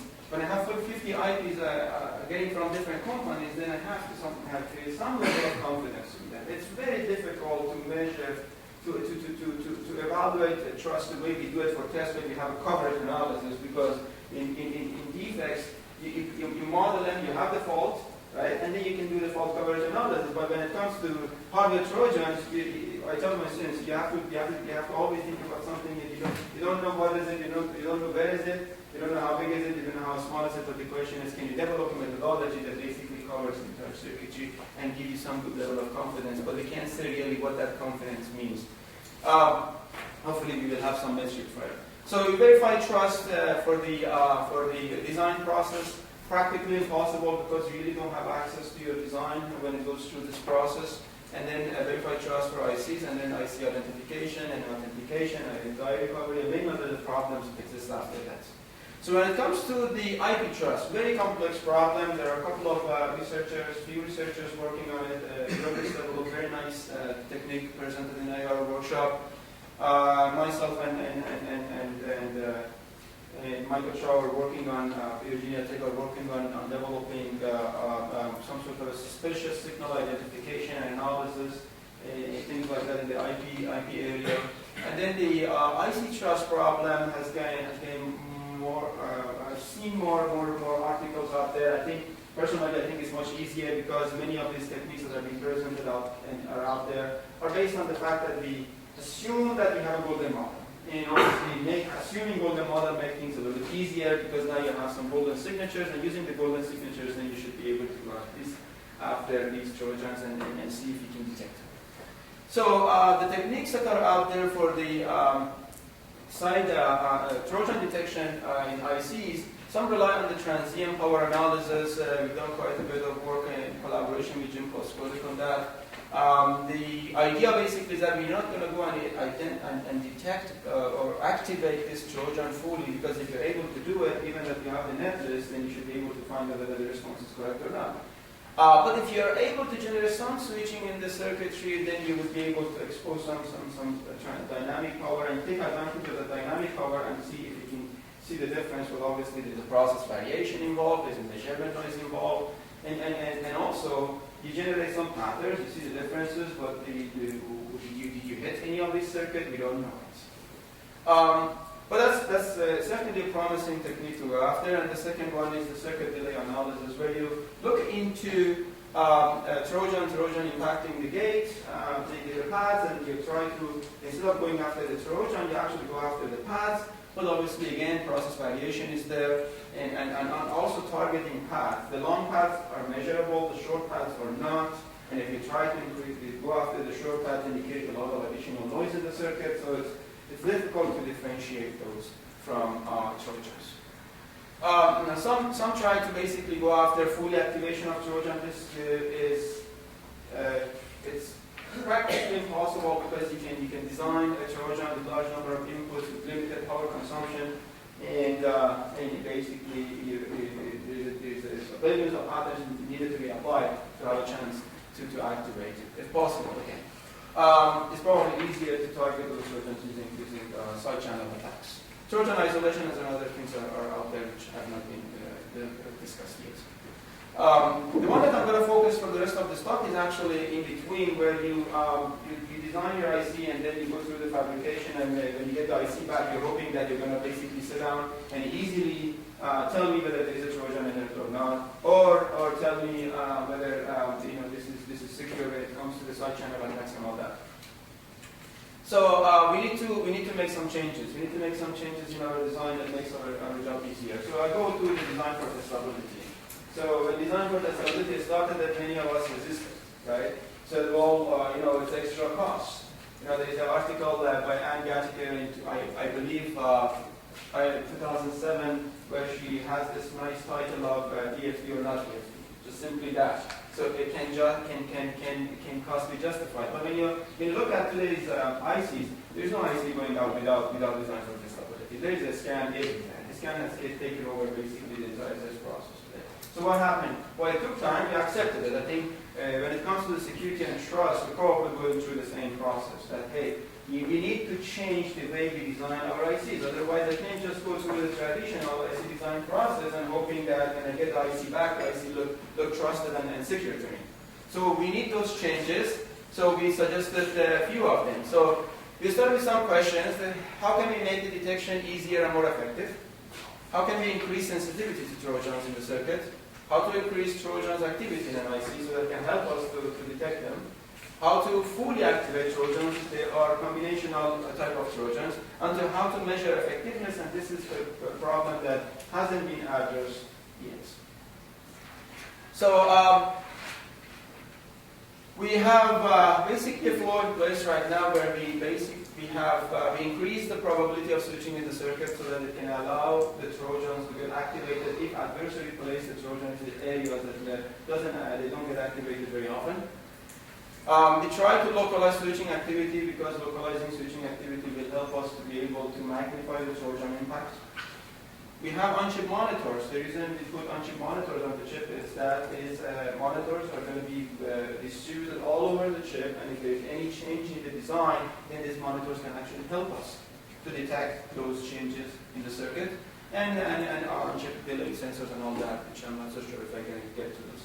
So detection efficiency for the Trojan, it all depends on what you can create or generate into the circuitry, right? If you're able to generate more switching, that's good in the Trojan. Or you can actually reduce the switching activity in the circuit. So it's similar to the signal-to-noise ratio problem in the communication area, where you wanted to either increase the signal or reduce the noise or vice versa, depending on what you're looking for. Just to give you an example, if you look at the circuit, there are researchers who say, well, we can actually assume that the adversary is going to only focus on the areas where they don't switch very often. But this is very easy to eliminate, right? We have the experience of having these dummy flip-flops in testing area. Now we can have these control points that can help us to actually activate certain areas where we want it. So in other words, if you look at the top figure, it says, well, look, you can do the probability analysis, and if these guys, they don't switch very often, by having the control point, then you can actually switch very often. And the area overhead depends on how many switching you wanted to have in every area in the chip. So in other words, the way we're looking at it, you're saying that tell me one average per clock cycle, okay, how many switching you want. The more switching, obviously, then you're going to impact the power distribution and all that as a part of it. But you can set the threshold, and based on the threshold, you ensure that within every certain number of patterns that you apply, you are going to have one switching in that region. And that will basically help you to generate more switching in the design. So we basically went through some analysis. We call it high transition probability nets in the circuit. We have plenty of them when you get closer to the primary inputs or flip-flops in the circuit. Then you're going to switch more often. And if they don't, then we call them low switching transition probability nets, and then you start basically analyzing and say, well, which node I can select? And by doing that, you can try to identify minimum number of nodes in the circuit that you can add those control points and eliminate them. In some large circuit that we had, we were able basically to do this with less than 1% area overhead to the circuits. We inserted these Trojans in the circuit, very small Trojans, and we inserted them on the low probability nets. By doing the method, we tried to eliminate them, and when we eliminate them, you could see clearly that the number of transitions in the Trojans increases significantly. That helps you to improve your detection. Assume, given that we already have a transient power-based analysis method in place, by doing this, then we can improve this. The second one basically is to make sure that we can actually reduce the switching activity in the circuit. So this is basically the opposite of what I said. We wanted to increase the switching in the Trojan, but we wanted to reduce the switching in the circuit. So if you look at this, this is an actual layout with the switching analysis that we have. We were able to divide the circuit into, for example, 4. We were able to shut down this part of the circuit and only have switching in this area. If I have Trojan here or here or here or here, then I can basically focus only on that region. And by doing that, we were able to improve this TCA, which is Trojan to signal activity ratio, by about 30x on average and by about 13x per peak. The peak is extremely important because now it can help you to go above the process variation limits. Okay. The next one is adding these sensors. So the problem with the external measurement is that you're limited with the number of pins that you can measure. So if you do a wafer level analysis, then you can have access to the C4 bounds. Then you could get much closer to the chip and also have the smaller regions covered when you do the measurement through C4 bounds. But if you're given a package to do this kind of analysis, then you will be limited on a few pins. And the few pins basically will cover certain areas because we know power consumption in the circuit is localized. But by having these sensors on the chip, then you would be able to be closer to the action. 1, 2, these sensors are so low cost that you can have plenty of these sensors on in the circuit. So, and we use this ring oscillator-based sensors where any change in the VDD line, if you have a fluctuation on the VDD line, that basically impacts the circuit of these ring oscillators. Then you can see whether the ring oscillator has changed.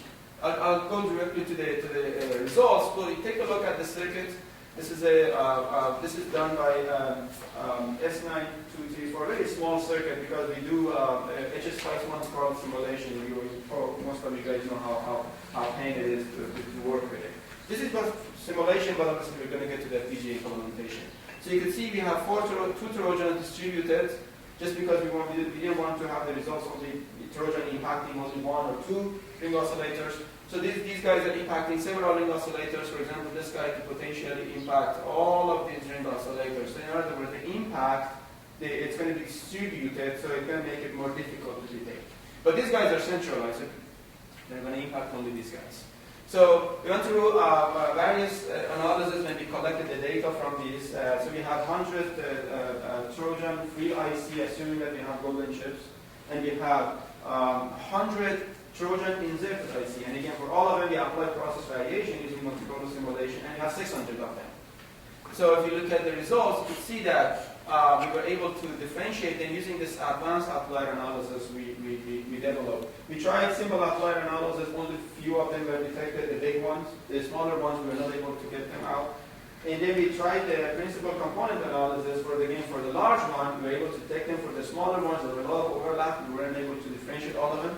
But when we went into the advanced outlier analysis, which I don't have time to go into details of it, you could see that the large ones were basically all detected, but the smaller ones were some cases with the process variation on these chips that push them toward each other where they were not detected, but you could see that most of them are detected. So then we took it into the FPGA, and you can see the location of the ring oscillators on FPGA. These are exact location. You can see counter, marks, LFSR, these are measurement circuitries. And this is the location of the Trojan. And we basically put different Trojans there and do the measurement. And you have 24 of these FPGAs, so they have different process variations. And then you can see again that we were able to detect 2 of them. And again, T7 is the smaller one. There was some overlap there. We went down to 8 gates with some new results that we collected. This data is quite old. This paper actually was published in data 2011, so the data basically came out about 9 months ago, 1 year ago. So with the new results that we have in place, we are down to 4. So the way we look at the Trojan is a little different than many of us probably look at it. We don't look at how big the Trojan is or how small the Trojan is. We look at what kind of contribution it makes. Think about it, you can design a large Trojan that only switches 1 every 10 clock cycle. Or you can have a small Trojan but switches 1 every clock cycle. So the way we look at with this analysis is that we say, well, tell me if you can detect a Trojan that actually switches once every 100 clock cycle. So we want to go lower and lower, in other words. We want to go to a point that we say, well, can you detect a Trojan that switches once every 100 or 1,000 clock cycle? So that's the sensitivity analysis which we call it. Rather than I go after different type of Trojans and they can put in and see whether they can be detected. This way I have to basically put hundreds of thousands of Trojans in the circuit to find out whether they can be detected. By changing to the sensitivity analysis, then we care about not the size, rather contribution, right? So the conclusion is that obviously this is a very challenging problem. I personally believe this area hasn't seen anything yet. Most of our focus is given to integrated circuits that we design, but there's a lot of other type of chips out there that are designed by somebody else. We don't even have the net list to go after. The golden model is an issue. We cannot guarantee that we're going to have a golden model. So if we don't, then how would we be able to detect it? I'm going to stop right here and take questions.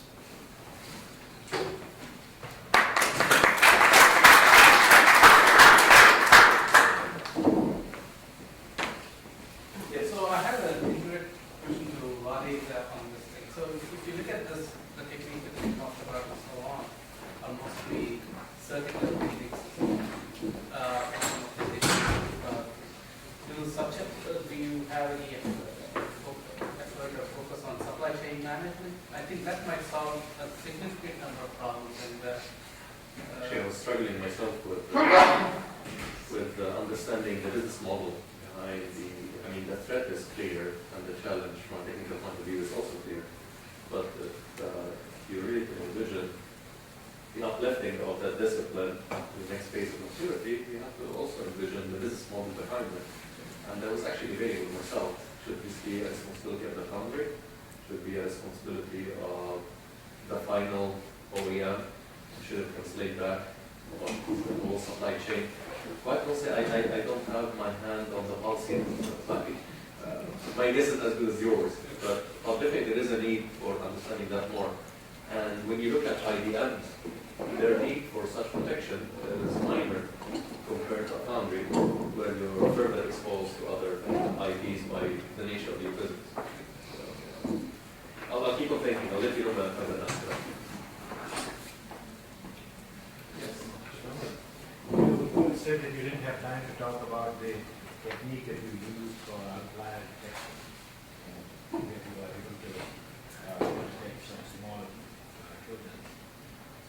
Would you say something as to what kind of technique did you use for filtering the data? Is it signal processing or statistical? The statistical data analysis. Yeah, so basically you have plenty of these sensors on the chip, right? Where from each of these sensors you collect the data. And the data means the frequency. And if there's an additional activity in the circuit, it can impact the frequency of the monitors. Now, the impact comes from the additional switching as well as the process variation. So the simple advanced outlier analysis which I showed you here basically relies on the fact that some oscillators don't get impacted as much as others. That depends on the location of this Trojans in the circuits. We take advantage of those and use them as a reference point, and then develop this advanced outlier analysis which I said, which basically relies on the total contribution to the change compared to the references, and then try to differentiate between. That works much better than just a simple outlier analysis when you look at the two groups of data and then see which one of the power monitors is standing out. Yeah. Yes. Switching activity, there could be some switching activity, like process variation could be switching activities. Say again? Switching activity, we are talking the process variation. Yes. There could be switching activity in other part of the circuit where there is no problem, which could affect. So can we apply some input test vectors just to inactivate those parts? Yes, in fact there are, yes, that's a very good question. There are, I think, a couple of techniques.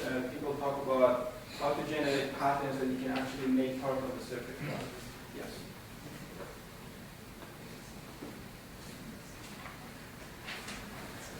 Thank you very much.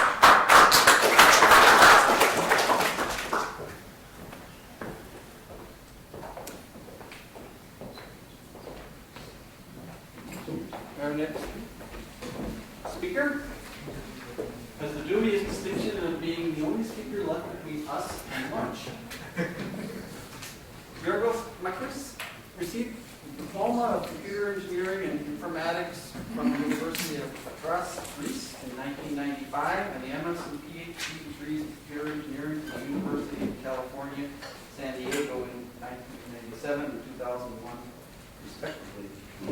He then joined Yale, where he is currently an associate professor of electrical engineering and computer science. Actually, make the topic very, very short. I also know that I'm standing between you and Lance, as Brian mentioned, so we'll try to go through this fairly quickly. I'll talk about post-deployment trust monitoring in wireless cryptographic ICs. This is work done by two of my PhD students, Yerjin and Dmitry Maluk, in our Testable and Reliable Architectures lab at Yale University. And this work is part of a project called THWART, Trojan Hardware and Wireless ICs, Analysis and Remedies for Trust, which is funded by National Science Foundation. The objective of this project is to understand what hardware Trojans look like in the environment of wireless cryptographic integrated circuits, what are the limitations of existing test methods in revealing existence of these Trojans, how we can prevent Trojan insertion by modifying our design along the lines that Mohammed just mentioned, and how can we detect Trojan hardware using statistical analysis and machine learning methodology. This is a project that just started a few months ago, and I'll present some preliminary results. Need for trusted hardware, we all heard about this. The design and manufacturing process is globalized. Having a totally trusted supply chain is cost ineffective, the cost is too high. And of course, once a Trojan makes it into a sensitive application, the results can be, the impact can be devastating. The risks in modern technologies are increasing. There is much more free space on chip to hide things within. We have higher complexity and design variability, so it's difficult to distinguish what is actually variation, expected variation, and what is malicious modification. And compromising the circuits can happen at many levels, from the HDL all the way down to the polygon. In my view, I've been in this area for 3-4 years now. There are two schools of thoughts. In my view, the only reasonable way to expect that you can reveal these Trojans is by side channel analysis or side channel fingerprinting, which was the term first coined. The general idea here is that through some reference, which could be either golden chips or even simulation models, at least some kind of a trusted reference point, we can then, for the chips that we're interested to assess trust for, extract that fingerprint and compare, in a statistical sense, compare to the expected golden response.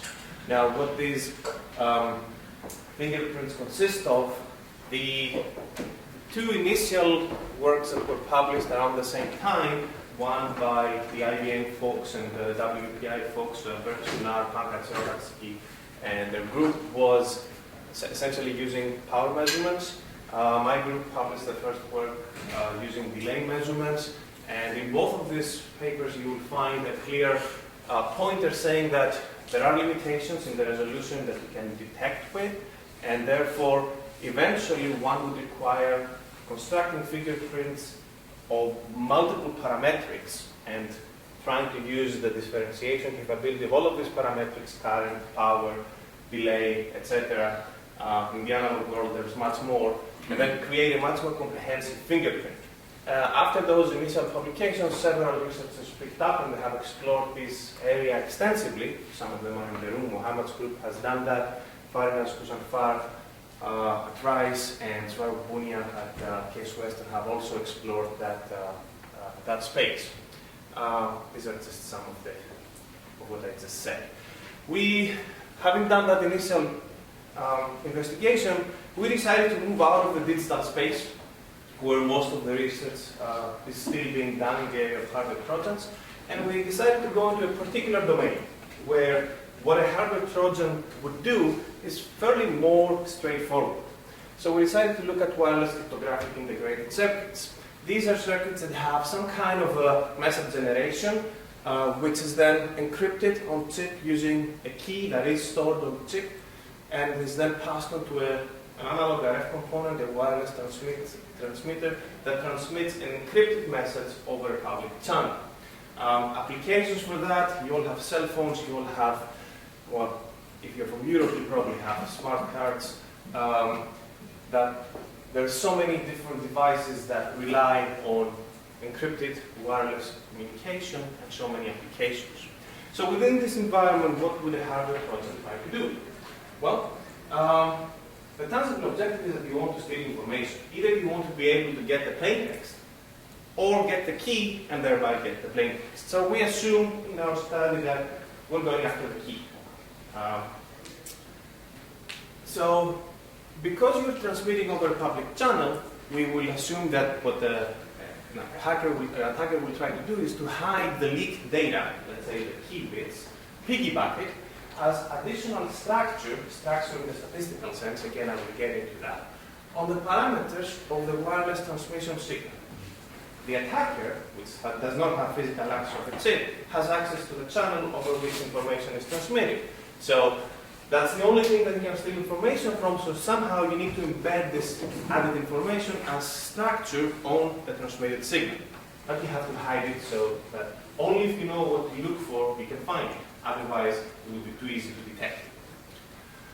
So, a few realistic assumptions within that environment. The attacker has no control over the chip, so we assume that the Trojan is always active. Later, I will revoke this assumption. We don't modify the logic, so structural or functional test of the chip is not going to reveal existence of the Trojan. The analog RF specifications are also not violated, so parametric test, post-production parametric test is not going to detect the existence of added functionality on there. System level, when you look at the transmission, the waveform of the signal being transmitted, looks perfectly legitimate. There's no way to distinguish a compromised chip from an uncompromised chip. The attacker knows the structure of the leaked data. The attacker knows what to look for. We don't, as defenders, because there's so many options, so we can't take this into account when we build our defenses. And essentially what is happening is that the attacker is able to hide the added structure within the margins allowed for process variations. So the transmission appears legitimate in all respects. Our initial findings were published about 1.5 years ago in the ethical design and test of computers. 3 key things. Complexity of attack, very easy.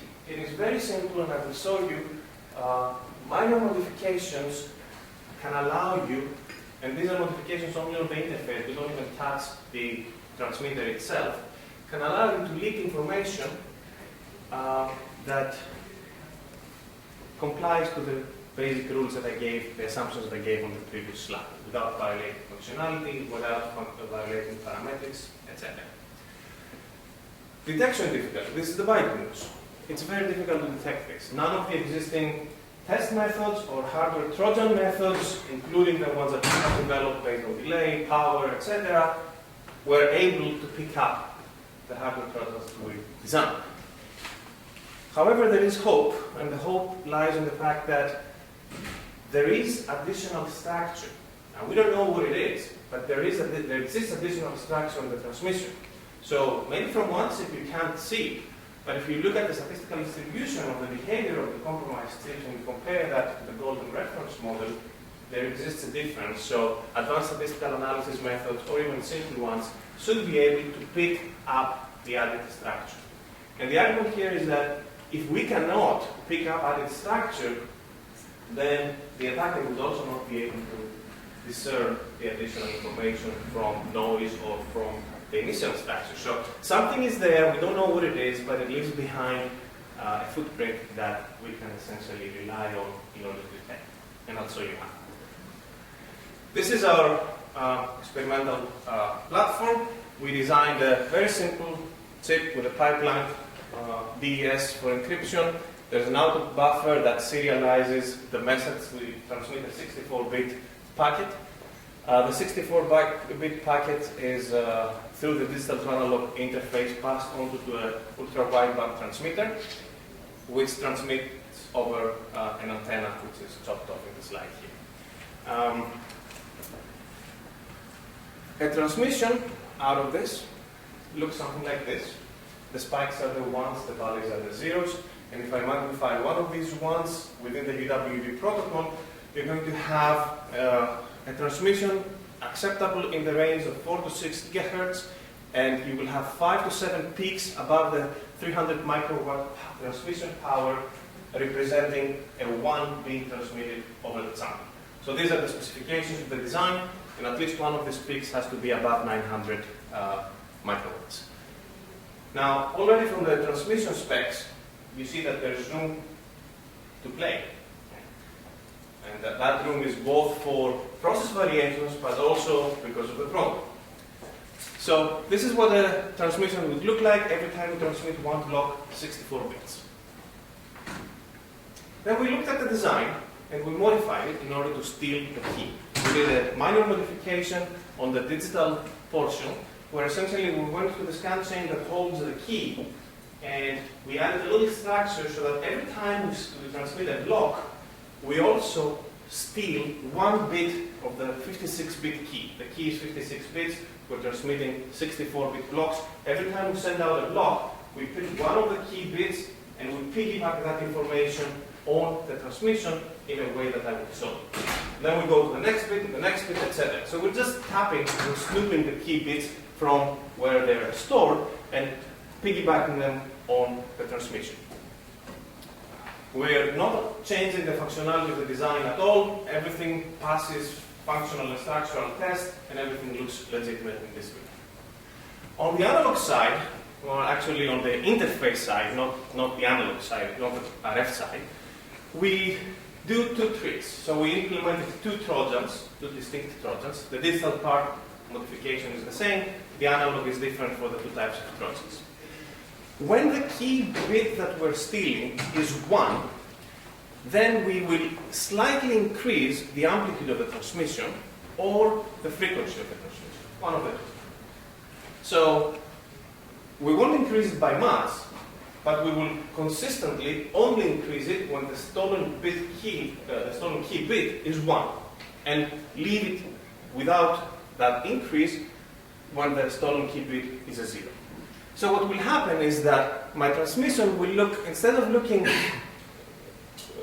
having the red line, which is what happens when the key bit is 0, it will look like the blue line. So it will be slightly increased in amplitude. Mind you that this increase in amplitude, the slightly modified waveform, is perfectly legitimate. It's within the specifications. It could be a waveform of the same chip operating at a little bit of a higher temperature or higher voltage. It could be a waveform of another chip which is slightly different because of process variations. But for that particular chip, we consistently bump up the amplitude or the frequency through the second Trojan in order to leak the information. The difference is discernible. It's 0.4 gigahertz and 120 microwatts that we added on to the initial parameters. So what happens when you see this transmission? How do you steal the key? Well, someone is using that chip, you're listening to the open channel, and you see these waveforms. Okay? And what you will do is that you will keep listening, and eventually you will realize that there are 2 levels being transmitted. And once you pick up the fact that there are 2 levels, then you start counting from there. 56 blocks later, you have the 56 bits of the key, or a rotated version of the key, which with 56 attempts, you can then have. So you listen to the channel, you learn the 2 different levels, you see that there is a marked difference between the 2. Both are acceptable, but since you know what to look for, you know that the higher level represents a stolen key bit of 1 and the lower a stolen key bit of 0. You listen to the 56 consecutive transmissions, you pretty much have it. Okay. Now, we generate 1,000 chips using Monte Carlo simulation and 5% process variations on all the parameters, length, width, oxide thickness, etc. It's not very clear here, but they're all enclosed in an envelope, which is the mean plus minus 3 sigma variation. These are 100 Trojan-free chips.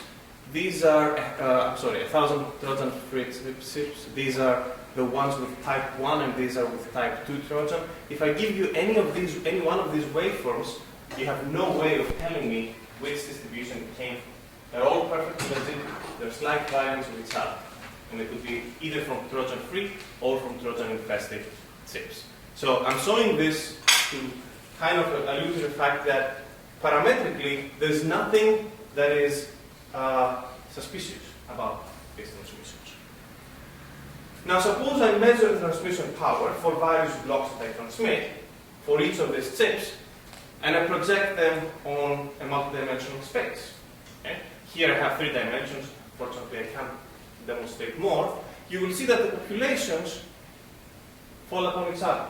So even if we take those parametric measurements, the power being transmitted for every block, okay, each of them individually is correct, and when you combine all of them together, you still have populations that are not distinguishable. However, there is structure. The Trojan-infested chips do transmit additional stuff. So there must be a way to do this. So if you take that same population, the transmission power for these Trojan-free and Trojan-infested chips for, let's say, 5 or 6 or 10 different blocks being transmitted, and you run something as simple as principal component analysis, this is what you get. Essentially, in the transformed space, when I pick the top 3 principal components here, the populations are clearly separate.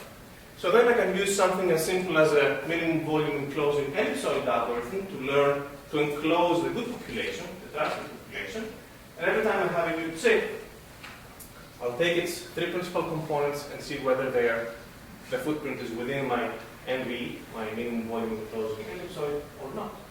And thereby, I will know whether I can trust the chip or not. And as you can see, in that space, I have enough separability in order not to have false alarms in either direction. So this was, to our knowledge, the first effort to do something in the hardware Trojan area in wireless cryptographic ICs or RF chips in general. But this was still at deployment time, before deployment time. And I mentioned earlier that we assumed that the Trojan is always active. That does not have to be the case. A smart Trojan will keep dormant, will remain dormant until after you deploy it in the field, after it has passed all specifications. So then we thought, okay, how can we extend this methodology now in order to detect Trojans that are activated post-deployment in the field of operation? For that, we are proposing the following architecture. In addition to the chip, we will have a way to store non-volatile memory to store some stimulus on the chip. That stimulus will not be pre-programmed. It will be programmed after you get the chip so that the attacker will not know what my stimulus will be for testing. And in addition, we're going to have an on-chip classifier. This can be a neural network, a support vector machine, pick your favorite. We've been working with neural networks. This will be designed on the chip, in hardware. But it will not be programmed until after we obtain the chip back from the fab. So the weights for the synapses of the neural network, which will also need to be stored on non-volatile memory on chip, will not be programmed until we get the chips back. So the attacker, who has the element of surprise by placing the Trojan wherever they want and picking what the Trojan will do, we kind of counteract that. We have our own element of surprise, which is the attacker doesn't know what stimulus we will provide, and what it is that we will measure, or how it is that we will assess whether those measurements are in a trusted region or untrusted region. So we will also, of course, need some on-chip measurement acquisition sensors. And in the work that I show you here, we do this periodically. Ultimately, we would like to do this continuously, to do real monitoring. This is more of a post-deployment trust evaluation, but eventually we aspire to do this in real time, in parallel with the normal operation of the chip. This is the modified chip, where we designed 2 current sensors. It's in a 0.13 micron technology. We are in the process of fabricating through IBM, and we're using the 130 nanometer technology of IBM. The sensors were carefully designed so that they're sensitive, they don't occupy too much area, and they're robust and stable in the process. We pass their outputs to envelope detectors and DC-DC converters, and we provide those measurements to the on-chip neural network. And that is really the key now. Because this is all, you can open the literature and find envelope detectors and sensors and stuff like that. That's something different. But how do you do on-chip learning? How do you design the neural network on chip? That's much more complicated. We have, for a different purpose, for the purpose of building self-test and analog RF chips, we have already fabricated 2 generations of analog neural networks. If you go the digital route, it's too expensive, requires too much power, no one's going to use it. So we designed, and the measurements we're processing are analog to begin with, so might as well skip the A to B conversion. So we designed an experimental and fabricated a chip which is essentially a configurable analog neural network experimentation platform. It has 10 neurons, 100 synapses. The weights have resolution of up to 6 bits stored in SRAM in this particular generation. It's very fast response time, and we can reconfigure it into neural networks of various multi-layered topologies and train it natively. It sits on a board, communicates with a computer through MATLAB, so you can present a training set and train the neural network to separate trusted from untrusted regions. So using this chip, I took the populations, the current sensor measurement populations of the 3,000 chips that I talked about before. 1,000 are Trojan-free, 1,000 have Trojan type 1, and 1,000 have Trojan type 2. These are the measurement populations, and as you can see, if I can learn this ellipsoid here, if I can train my on-chip classifier to learn that region encapsulated by this ellipsoid, I can tell when the measurements of the current sensors belong to untrusted functionality once the hardware Trojan has been activated. Now, for the 2,000 chips that are Trojan infested, there are 2 scenarios. The Trojan is dormant or the Trojan is activated. When the Trojan is dormant, the 3 populations fall upon each other. So at test time, my neural network, my trained neural network will say, nothing looks suspicious. The measurement is within the expected boundary, the chip is trusted, sell it or deploy it. But then, if later on it gets activated, that measurement profile, the 2 current sensor measurements, will change. And in this case, for Trojan 1, you see something like this. And I also report the results here. When the Trojan is dormant, the hardware version of my classifier, my on-chip trained classifier, has 0.2% false positives. Those are chips that, when the Trojan is dormant, I incorrectly said, this looks suspicious, and threw away the chip. Okay. The equivalent software version of the classifier would have 0 errors. For false negatives, this is cases where the Trojan is activated, but I'm unable to pick up the difference through the current sensors. At 2.8%, the software version had 1.3%. I'm contrasting the software version to convince you that our on-chip neural network can very effectively learn the boundary, close enough to the software version. For type 2, things were perfect. The type 2 Trojan, which is the increased frequency, added quite some difference to the current sensor measurements, so that both in the hardware and in the software, both for the dormant and for the activated case of the Trojans, I have no error. I can perfectly, cleanly separate trusted behavior from untrusted behavior, taking into account 5% process variation. We tried 7.5% process variation, results were comparable. This is the second generation of our chip. The one that I showed you earlier, the weights are stored in SRAM. Now, which means that I would need, in addition, flash to store the weights digitally. In this generation of the chip, we're using floating gate transistors. Floating gate transistors, which is what your flash memory is, but not as 0-1. We have up to 8 bits of resolution. Essentially, we can inject or tunnel electrons in between the 2 gates of the floating gate transistor, so that we can robustly control its floating gate transistor to be a synapse with 256 different weights on it.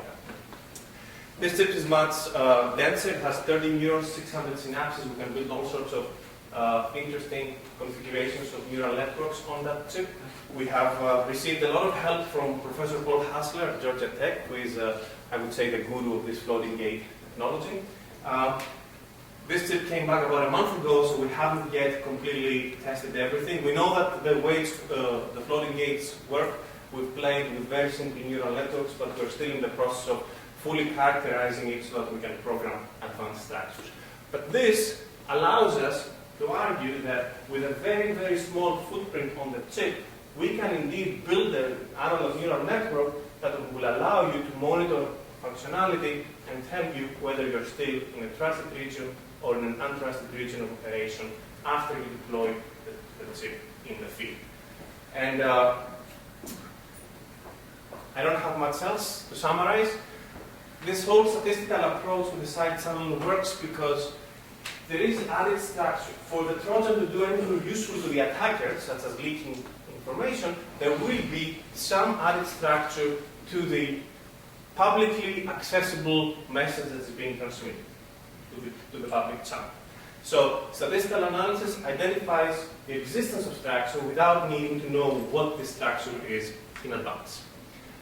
Our key contribution, this is the first, at least to my knowledge, comprehensive investigation of hardware Trojans in the domain of wireless cryptographic integrated circuits, or in the analog RF area in general, and the first post-deployment trust evaluation that has been proposed as an architecture.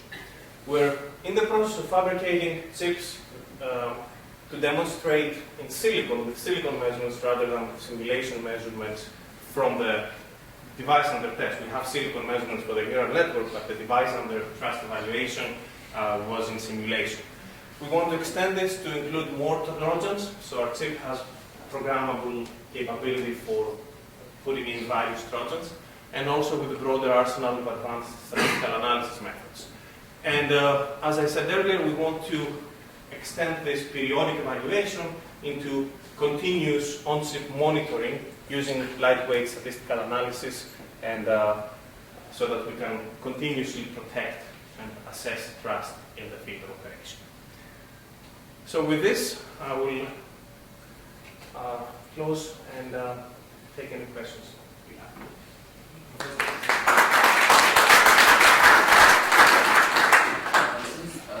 Since some hardware shortage is runs out activated sometimes, so you have to monitor the behavior of the wireless IC all the time periodically. So how much is the power consumption per head of the monitor compared to the functional unit of the wireless IC?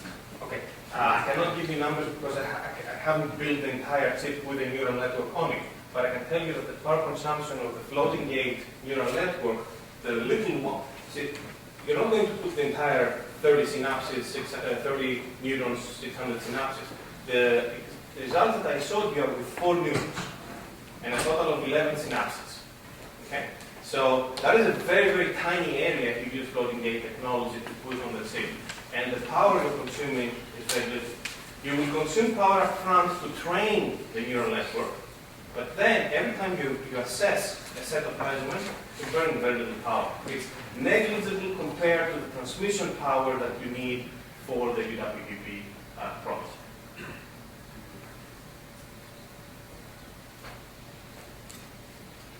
Everybody's hungry. For knowledge.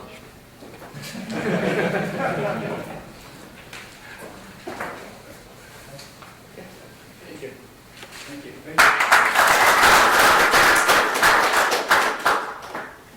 So we have, well, we're supposed to have lunch downstairs. So we will now proceed with the next session, session 2, design for the stability and testing for manufacturing defects.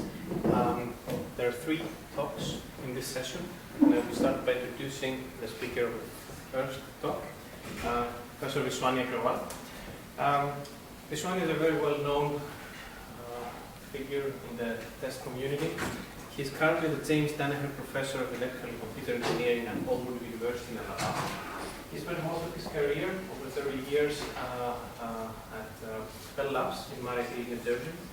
His research interests are in the testing, low power design, and also a little bit of an orthogonal area microwave antennas.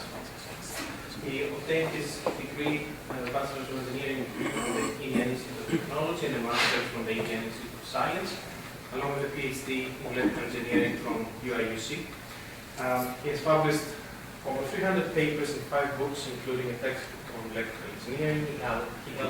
He holds 13 patents.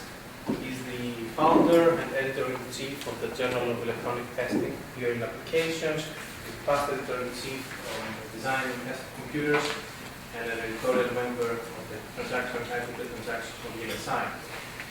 He has received 7 Best Paper Awards, a Lifetime Achievement Award, the Harry Bridge Memorial Award of the Academy Computer Society, and the Distinguished Alumnus Award of the University of Illinois and Urbana-Champaign. He's a fellow of the IIT India, a fellow of the IIT Crete, and a fellow of the ACM. He has served on advisory boards of PCE departments at various universities. Thank you. Are we supposed to use the microphone or? You can, this is working, so it should be fine.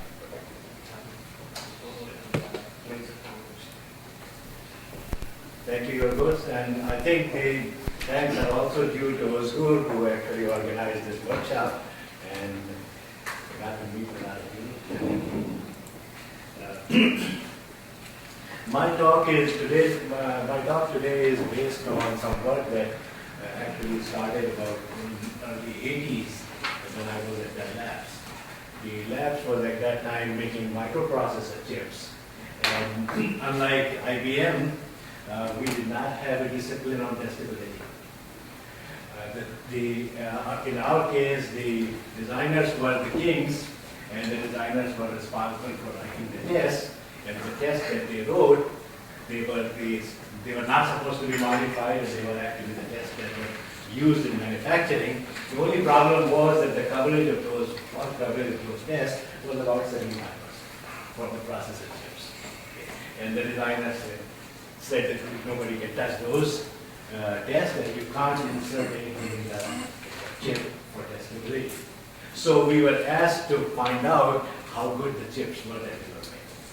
And this work actually grew out of that, which involved a lot of data analysis.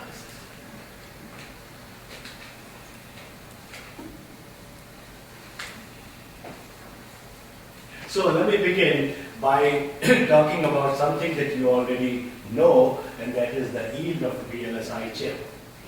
A manufacturing defect is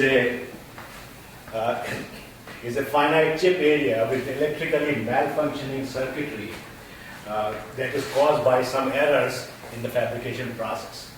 So assuming that your design is perfect, the only errors that can occur are in the manufacturing process, and those are the ones that we are testing for. Now, a chip that has no malfunctioning circuitry, has no defect, is called a good chip. And the fraction of those good chips is called yield, which we generally denote with the letter Y. Why is this important? Or why is this Y important? It is related to the cost of the chip. The cost of fabricating the wafer is fixed in any foundry, and now the question is that how many good chips you get out of that wafer, and those good chips have to actually pay for that wafer. So the cost of a chip is then the cost of fabricating and testing the wafer divided by yield multiplied by the number of good chips that you can, the number of total sites that you have on the chip, on the wafer. So as you can see that if the yield goes down, then your cost of a chip will go up. And that's the reason we are interested in improving the yield. So if you look at the chip and then the defects on the chip, you'll find that they are random, but they can be distributed in many different ways. And here I have got two example wafers which has these green and the red chips. The red chips are the bad ones. The green are the good ones. And every bad chip has a black dot which indicates a defect, whatever the defect may be. So on the wafer on the left has these defects that are distributed randomly. And so you find that they are all over the wafer, they are distributed uniformly over the wafer. And on this wafer you find there are 12 out of 22 chips that are good. So this was the original model that we had for predicting the yield, where we assumed that the defects were distributed according to the Poisson distribution, which corresponds to this uniform type of a distribution. They are random, but they are almost uniformly distributed. And we had that model that predicted the yield. But as the chips became larger, we found that actually that model was not good enough, and we were getting better yields than were predicted by this model. So that brings me to the picture on the right side, where the defects are still random. The defect density or the defects per unit area is still the same, but they are clustered. Because of the clustering, you notice that the same number of dots on this wafer actually produced much fewer bad chips. And that is what became the later became the basis for the later models, which had this cluster defects. In this case, you see that the yield is 77% as opposed to 55% for the uniformly distributed defects. So the yield models that were built and that are still used actually correspond to the clustered defects.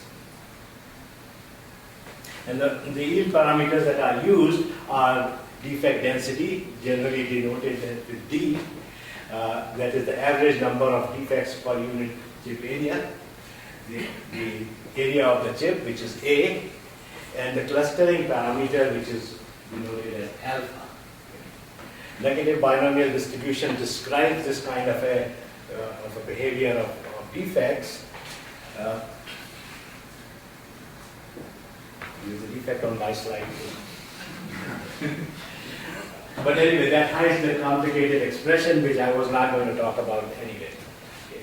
So that's the negative binomial distribution that describes this, the distribution of the defects on a wafer. A good chip in that case is the one that has 0 defects.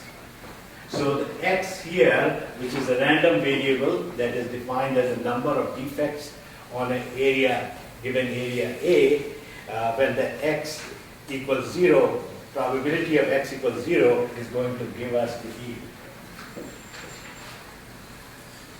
So the yield is written like this, and when I say probability of X equal to 0 and use that hypergeometric distribution which was on the previous slide, then I get this simpler expression which says Y equals 1 plus area times defect density divided by alpha, which is the clustering parameter, raised to the power minus alpha.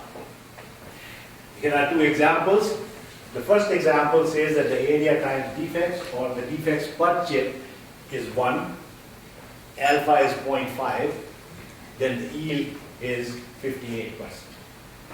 On the same, with the same defect density, if you assume that the defects are uniformly distributed, and the main purpose of this is to show what happens to alpha. When alpha goes to infinity, that hypergeometric distribution becomes Poisson distribution. And in that case, the yield is given by e to the power minus AD. Actually, this cluster defect contribution came from Charlie Stapper, who worked at IBM at that time. And the unclustered yield formula, which is the simpler one here given at the bottom here, was actually published by Bernard Murphy from the labs. But soon after, we gave up this formula and we started using the clustered yield formula, because that was the one that described the chip yields correctly.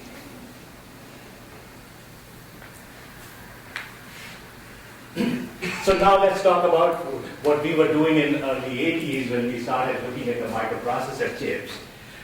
What we were interested in was the defect level, or a quantity called reject ratio. The defect level is the ratio of the faulty chips among the chips that pass the test. And it is measured as the defective parts per million, DPM, or sometimes called ppm, parts per million. It is a measure of the effectiveness of the test. And remember, that's what we were trying to evaluate at that time. How good were our tests that sometimes gave only a coverage of 75% for the stuck faults. So defect level is a quantitative measure of the manufactured product quality. And that's what we are interested in. For commercial VLSI chips, the defect level should be higher, defect level higher than 500 DPM is considered unacceptable. So you want defect levels that are below that. That means if you take 1 million chips, they should not be more than 500 bad chips. Now that sounds like a large number, but it is kind of difficult to get those quality levels. Though for the manufacturers actually strive for 100 parts per million.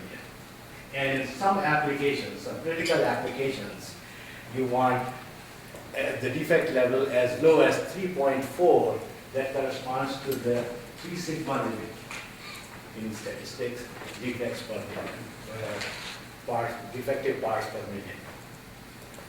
So those are difficult things to achieve, difficult numbers to achieve, but those are the key parameters there in analyzing the quality of the chips. How do we determine the defect level? Traditionally we determine those from the field return data. The chips that fail in the field, they are returned to the manufacturer, and then they count those and find out how many of those are out of the total parts that are shipped out. That's the defect level. But there are difficulties with that. Not all defective chips from the field are returned. Many of the defective chips are damaged because of the mishandling, so you cannot determine the defect level correctly. And so what we did at that time was to determine and derive a method to find the defect level from the tested data that we were doing in the factory. And that was derived on the basis of the fault coverage that we were getting. So our objective was to relate the fault coverage, which was a quantity well understood, to the defect level that was something that was kind of determined from the experiments or from the field data. And we found a way of analyzing the fault coverage or the tester and the fault coverage and the tester data from this, from using our laboratory data, which was from the fault simulators, with the factory data, which was obtained from the actual test of the chips. To fit in the model, so what we had to do is to fit in a model, and that's what I'm going to describe here before I go to the main objective of this talk, which is that of trying to relate the defects with the faults. So right now I'm going to talk only about the faults, and then we'll try to relate those to the defects. So in order to go back to the faults, remember the faults are the ones that the designers or the test designers understand. And a good example of that is your single stuck fault. The defects were those dots that we had on the wafer, there was no guarantee that each one was really a stuck type of fault, or even anything close to the stuck type of fault. So I'm going to use a parallel development like the defect density type of thing, where I will call it as a fault density. And here I'm defining fault density by using F, which is the average number of stuck-at faults per unit chip area. Also, I have a clustering parameter, which is just given a different symbol, beta, instead of alpha, because this actual numerical value can be different from alpha. And then we have the stuck type of fault coverage, which I'm denoting by the T, which is just the test coverage that is measured by us. Using those, if I go back to the similar analysis as Stapper did for the yield equation, I'll come up with the equation which reads like this. Y of t equals, that is the yield at when the fault coverage is t, equals 1 minus t, which is again the fault coverage. A is the area of the chip. F is the average number of defects, which is the average number of faults, which is the fault density on the chip, divided by this clustering parameter beta raised to the power minus beta. That's my yield. But notice that this is the yield at the fault coverage T. So the true yield, what is the true yield? The true yield is when the fault coverage is 100%. Or at least that's an assumption here. The fault coverage is 100%, we feel that we have then tested all possible faults. So Y1, when T is 1, Y1 is the true yield, and that equation, that expression gives the value of true yield under those assumptions.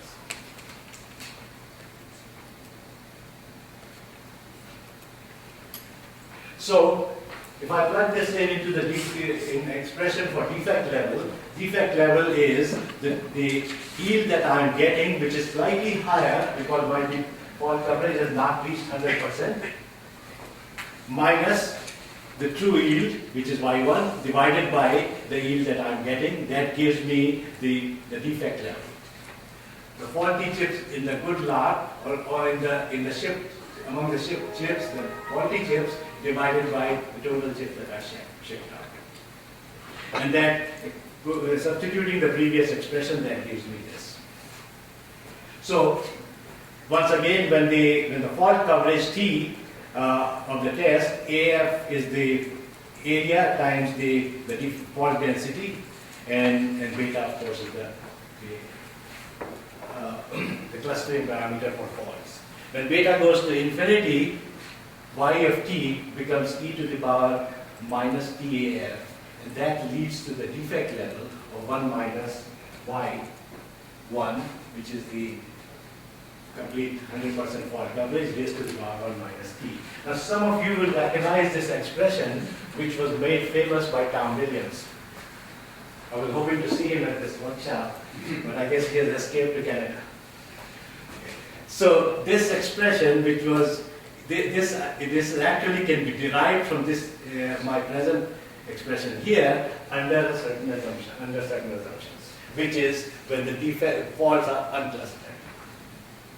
Now, Tom is very cleverly in his paper refrained from saying that T was the fault coverage, because he meant that it is the defect coverage. Although everybody who used this expression substituted the fault coverage for T to find out what should happen, what should be the defect level.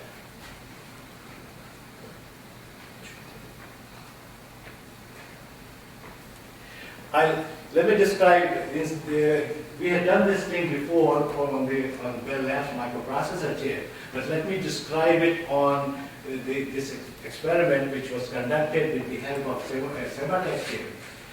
And this is the data of that chip. It was actually designed, it was actually fabricated and tested at IBM in their Burlington plant. It has, this is the size of the chip, equivalent to 116,000 equivalent 2-input NAND gates. It has a 304 pin package and 249 input outputs, including some power and ground pins. It runs at 40 megahertz clock and some parts at 50 megahertz frequency. It's a somewhat older technology, 0.8 micron CMOS and 3.3 volts supply voltage. It has a full scan, it is a full scan design, so it's a much higher fault coverage than we were doing with our microprocessors, 99.79% stuck at fault coverage.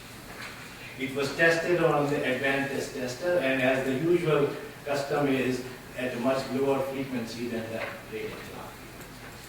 I obtained this data from Phil Nye, many of you know him.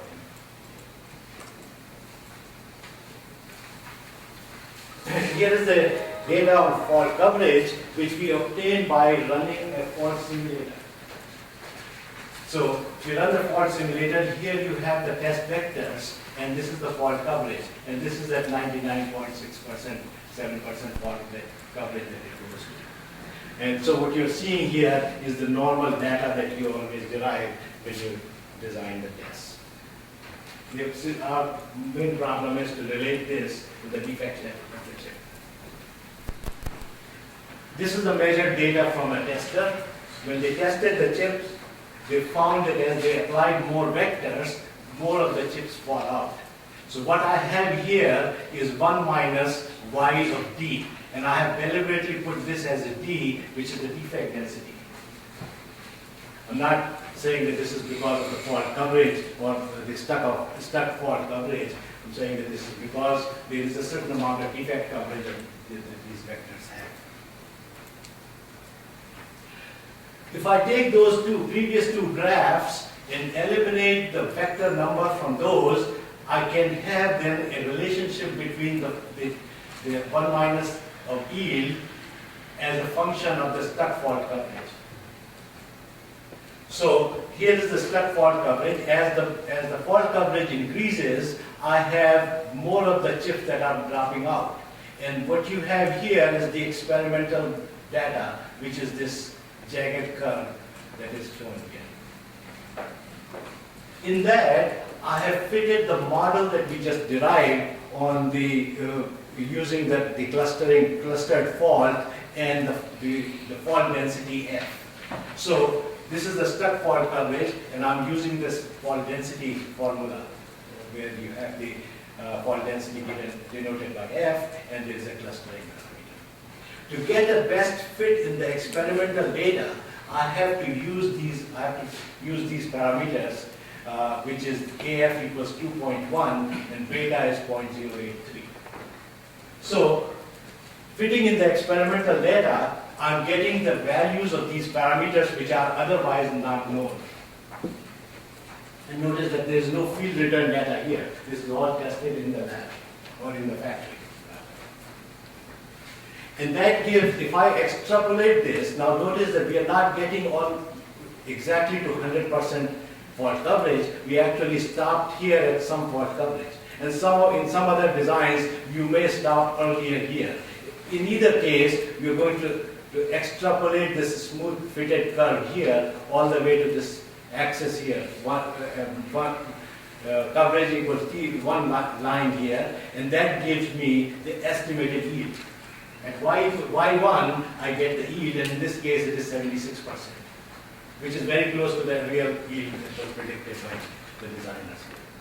If you chose the unclustered fault model, and no offense to Tom Williams, you don't see any kind of a reasonable fit in this. So what it emphasizes is that the clustering is really more important, very important to fit with the real data. Although you'll see that his formula also predicts the defect level fairly well.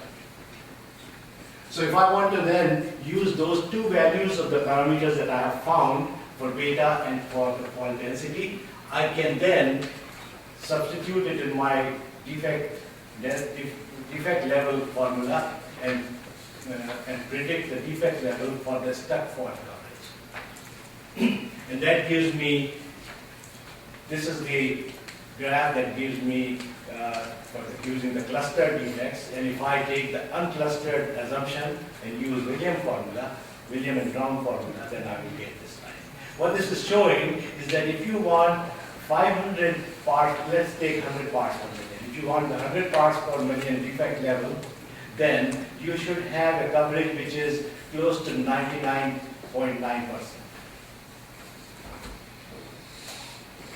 And if you use the unclustered formula, you need even higher coverage. This is the kind of data that we use to convince our company that you should use the IBM style DFT techniques. Because otherwise you cannot get this kind of a coverage, which is like 99.9%.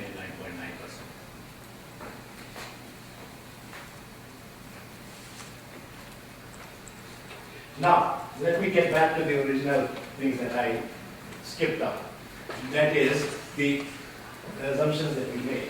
We started out with the defect density, but somewhere in this analysis we substituted the fault density. So the assumption here is that 100% fault coverage leads to zero defect level. But the reality is that 100% defect coverage actually leads to the 100% to zero defect level. So we should examine the two coverages.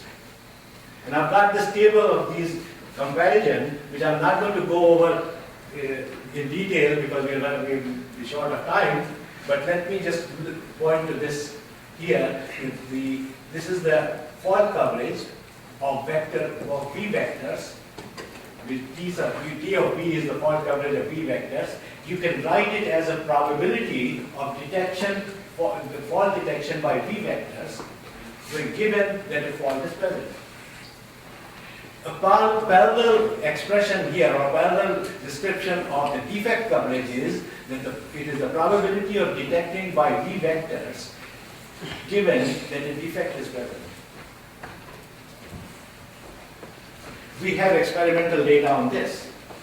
So we can use that and we can write this, the defect coverage of vector V vectors, which is not measurable because I don't have a defect simulator, is given by the probability of detection by V vectors conditional to the fact that a defect is present. I can also write it by just writing a joint probability of these two phenomena, that is the defect detection by V vectors and defect present, divided by the probability that the defect is present. The probability that the defect is present is actually the 1 minus yield. And 1 minus yield is given without any approximation as 1 minus y of d equals 1. And that gives you this expression where d equals 1, yield at defect coverage being 1 is the true yield.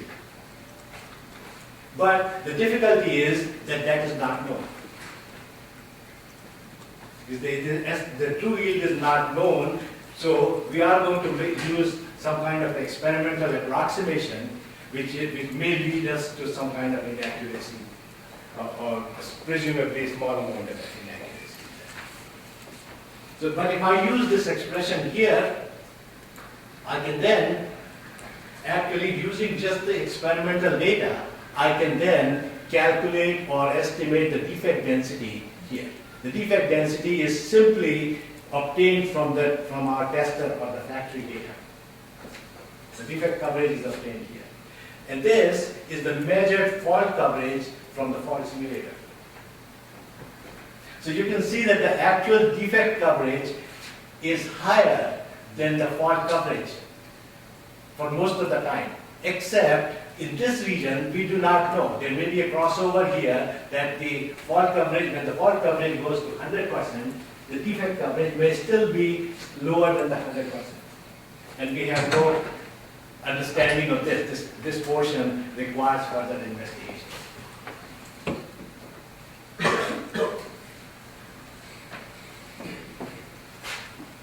This is the same data seen other way, where I have the fault coverage, a direct comparison between fault coverage and the defect coverage. This line shows that if the two were identical, but because our data shows that the defect coverage is higher than the fault coverage, this graph goes here. Whether this crosses over here very close to this, if you enlarge this point here, it may cross over here, and you may find that when you have 100% fault coverage, the defect, there are still some untested defects. So, you bring me to the conclusion of the talk.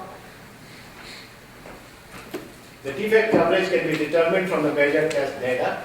I've shown you the analysis. The assumption that is made, and we should not forget it, very often we forget this assumption, either the tests are capable of activating the defect, and the question is, can a delay defect be detected by a slow speed stuck at test? Or the real defect is clustered with the faults detectable by those tests. Because we said that defects faults are clustered, that means whenever a delay defect occurs, there is also a stuck fault on your device. And if those are always together, in that case, detecting the stuck fault will actually detect the presence of the delay fault also. We do not know what the reality is. So this assumption says that when the defect level is 0 at fault coverage of 100%, that may be justified since the fault coverage appears to be more pessimistic than the defect coverage.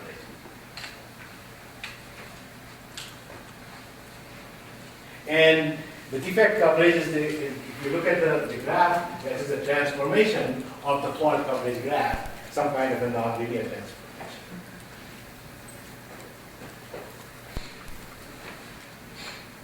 I wanted to point out a few future directions. We have not done any work on this thing.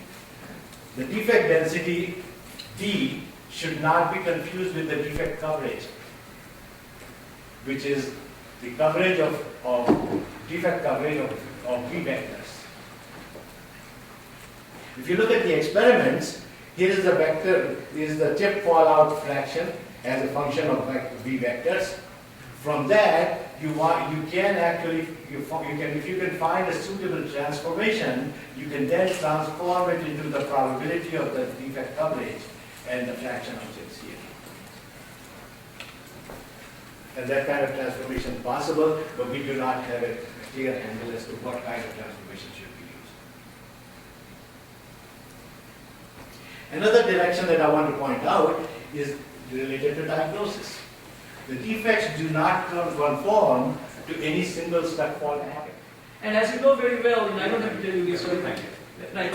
So in digital you need band gap to be able to do anything. So that's why I said give me graphing with band gap and we'll do it.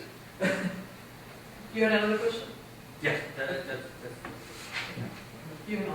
Functionality remains okay, but what about the performance? Right, that's a very good question. Actually what happens is that typically when you would create carbon nanotube transistors, you're not going to have one nanotube per transistor because of the drive. So you will have multiple nanotubes per transistor. So far as these things are concerned, of course there will be slight variations because of the way the carbon nanotubes were growing, but that almost doesn't have any effect on the overall behavior, only for misalignment.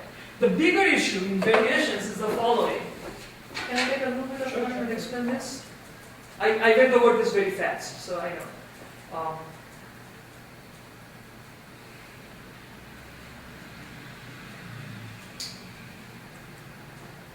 Yes. So the bigger issue in variations are actually the metallic carbon nanotubes and the carbon nanotube density variations. And this is something that the chemists missed. So the chemists always said, oh, like you have metallic carbon nanotubes, so if there was a way to remove the metallic carbon nanotubes, I will be fine. But that's not the point, right? When you grow carbon nanotubes, you do not know ahead of time which one will be semiconductor, which one will be metallic, so there is a certain probability. So even if you could get rid of the metallic carbon nanotube metallic carbon nanotubes, your transistors will work fine. But now you have a lot of variations because you have, you might even have a probability, if you had four nanotubes per transistor, you have a probability of p to the 4 that, there would be nothing under the transistor when you remove the metallic nanotubes. So that's why you have to worry about variations in the context of metallic nanotubes and density of variations of carbon nanotubes. But that's where you actually have a new norm. What you can do is that when you do the layout, think of this thing. Since the carbon nanotubes are fairly aligned with each other, if you do your layout in such a way that for a given transistor, they roughly lie, that two transistors roughly lie on the same set of nanotubes, they would be completely correlated. Versus if you do your layout in such a way that two sets of transistors are kind of, do not lie on the same set of nanotubes, they would be completely uncorrelated. And by taking advantage of this correlation and uncorrelation properties, actually you can create new layouts that will have some really good matching/unmatching depending on what you are trying to achieve.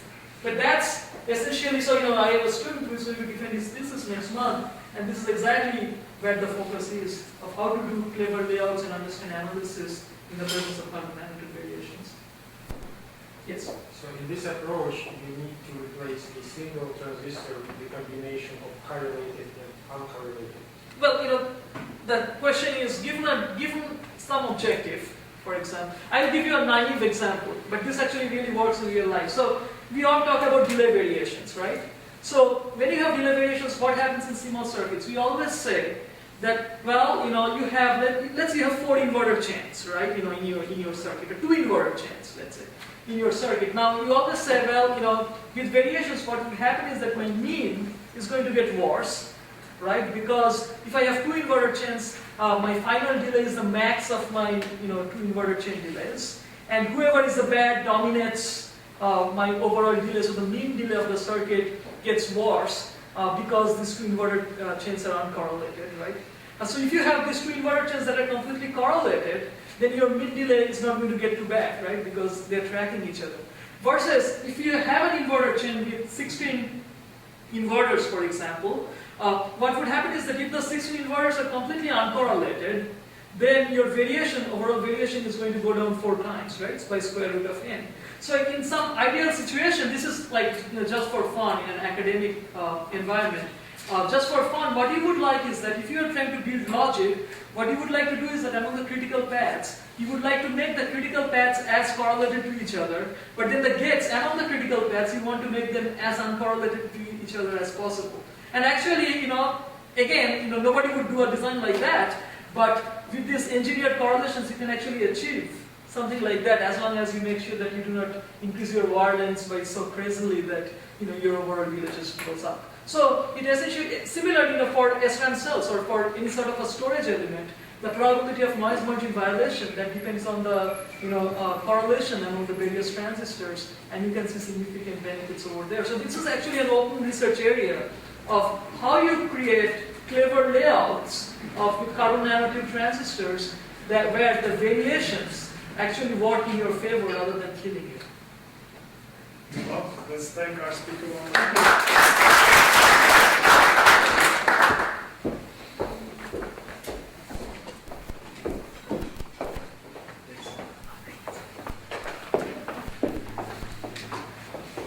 Our last speaker of this session is Sean Blanton, who is a professor in the Department of Electrical and Computer Engineering at Carnegie Mellon University, where he serves as director of the Center for Silicon System Implementation, which has 18 faculty members and over 80 students. He received his bachelor's from Calvin College, master's University of Arizona, and PhD from University of Michigan in Ann Arbor. His research interests include the verification, test, and diagnostics of integrated circuits. I'll turn it over to Mr. Glad to be here. Not glad to follow Subhash. It's the second time in a row. We were in India in December, and he went before me, gave a great talk, and I was the last speaker of the day. This is a routine. I'd like to break it sometime. So the title of my talk, and I'm going to try to keep us on time, is Improving Design for Manufacturability. You mean I didn't keep on time? That's what you wanted to say? I'm sorry? You wanted to say that I didn't keep you guys on time? Yeah. Okay. Basically, through analysis of existing tester data. So, Vishwani actually did a good job showing, what the purpose of tests. And I had this little cartoon that actually moves a lot when I'm talking to high school students and middle school students about, what myself and my students do, 5 days, 6 days a week. And what this cartoon shows basically is a really simple look at our industry, where we design a chip, we fab a chip, and then test is given equal status here, these big arrows, where it's acting as a filter, where the sole and conventional objective is to filter the good chips from the bad chips. And what you've probably noticed in this little animation is that test is not perfect. Sometimes we end up with some of the green good parts down in a pile of bad parts, and we typically call that yield loss. This happens for lots of reasons related to thresholds, related to ITQ testing, if you're still doing that, but typically with guard bands of different sorts.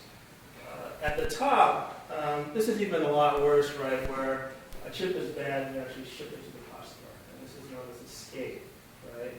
And the application that you're targeting is a safety critical application, but this can be a really serious problem. And so, you got quality people fighting with, yield people trying to balance these two things out, and so it's always this ongoing kind of contention between the groups.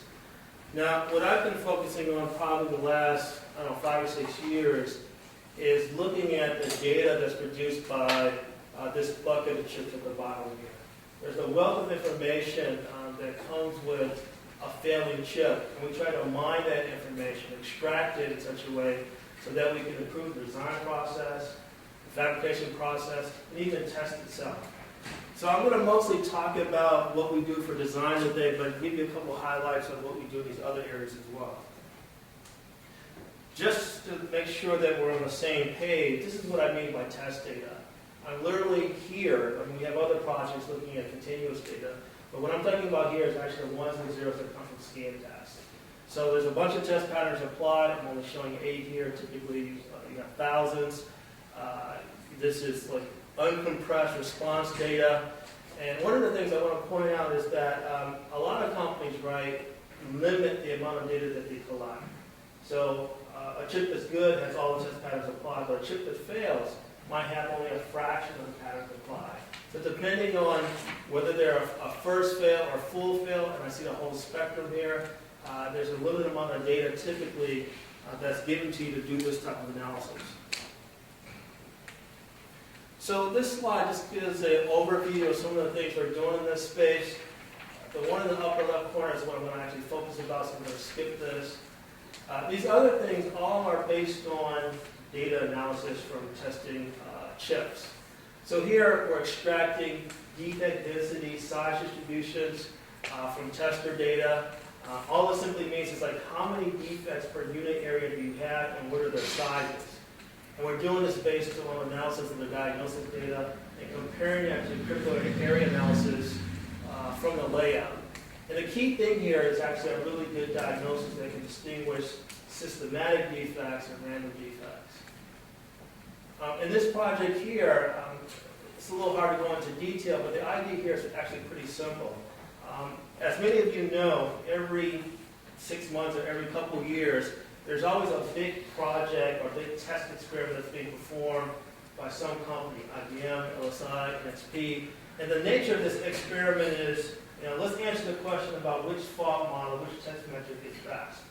So they do the normal thing, right? They take their stuck-at test set and they top it off with extra test patterns, either for indetect or gate exhaustive or whatever's in vogue at the time. And they run this big experiment where they take these different test sets, topped off for different fault models, and they create the traditional Venn diagram and tell you, okay, this is the winner because this particular fault model produced the most unique failures. What we've done in this particular area is basically said we can use normal tester data to measure the effectiveness of test metrics for fault models. And the approach is actually very simple. We take a bunch of failures, all that we can, and we diagnose them. And let's assume for a second that the diagnosis is perfect. I know exactly where the failure occurred. So what happens is that we then analyze the test set and we measure the coverage at that site. Right, so you can go to the site and analyze the test set through just normal fault simulation and examine, how much was this indetected? How much was the gate exhaustive tested? Whatever fault model that you're interested in. And so what you look at is what happens on the actual failing pattern. Did the coverage increase or stay the same? If the coverage actually increased, then the model is effective for that chip. There's a correlation between the model coverage increase and the chip failing. If the coverage did not increase, right, then basically the model is unneeded to detect that particular chip. And this is just one result of this where we actually did this for thousands of chips from LSI where we're measuring the effectiveness of different fault models. In this case, gate exhaustive, bridge fault models of various sorts, and something we call Frisbee-Ware indetect. And finally here, this is something really radical. The thinking here is that we can customize the test per IC. So right now, what we do in testing is sort of like going to a doctor and the doctor saying, look, I'm not going to take any kind of information from you. I'm just going to apply every possible test because I'm going to assume every disease can actually occur, within your normal kind of 18-year-old, growing body, right? And so the point is that, we're kind of blind. We kind of assume that every site can be susceptible to a stuck-at and so on, so we're just going to test everything equally. The idea here is simply, let's start looking at the failures, understand what defects are actually occurring, where they're occurring, and then change the test set to actually match that. And we continuously do this. So here, this is a part of that work. What the student is showing is like how defect type distributions actually change over time for an actual part manufactured by LSI. She's created a model for predicting escape actually based on this data, based on the test that you're applying, and then how you can actually change that test set to match these characteristics to actually reduce DPM. Or conversely, right, if you're at a certain quality level, you can imagine reducing your tests, trading off some of the quality in order to reduce cost. Okay, so just a short outline of the things I'm going to talk about in the rest of the talk today. I'm going to talk about our diagnosis, which is key. In order to do test data analysis, data mining, you really need to understand the failure, where it is, but actually what it is as well. And I'm going to talk about some of the applications that are right on top of this diagnosis. The notion of finding defects that occur more often than you expect, so-called systematic defects, and how we actually use that same type of technology to do DFM rule checking and discovery. So this slide here actually shows a snapshot of data we have from NVIDIA. So this is a GPU implemented 90 nanometer technology. It's a pretty large design, at least as far as we're concerned. About 10 million ATPG primitives. For some reason, NVIDIA really thoroughly tests their parts. So this part is tested for 4,000 patterns, scan patterns for this particular test mode.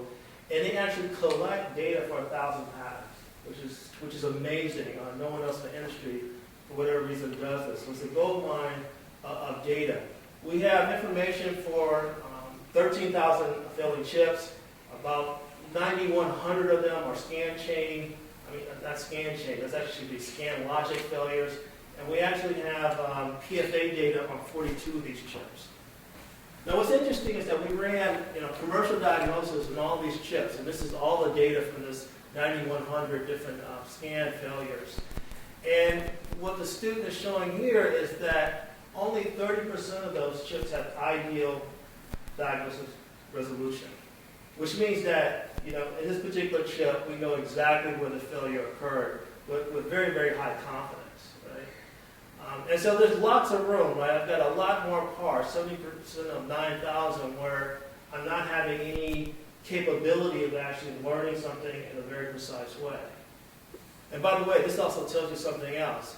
30% ideal resolution means that at most, 30% of our failures are acting like stuck-in faults, right? And this is probably a lot less than that, because even with ideal resolution, you can have something that's not stuck in nature. So if you look at the data published in the literature, very few defects actually behave as stuck-in fault, the correlation of stuck-in faults. Quickly, let me go over the diagnosis that we do. It's layout-based. In conventional diagnosis, what's done is that you know which outputs are failed. You backtrace from those outputs into the logic. You do some clever things, identify the sites that could be the potential cause of a particular test pattern failing. And so this is just, backtracing, gathering the sites, and then you do a simulation of those sites. And this is a stuck-in fault simulation. And essentially what happens is that you compare these simulation fault responses with the actual test responses, and you score them, because it's likely that they don't match, right? And so there's, various ways that this is done in the industry, but the bottom line is that they report logical sites with scores between 0 and 100. And if there's very few sites and the scores are high, then you might take action on that particular failing chip. Now what we do instead, we also have these two common steps at the top.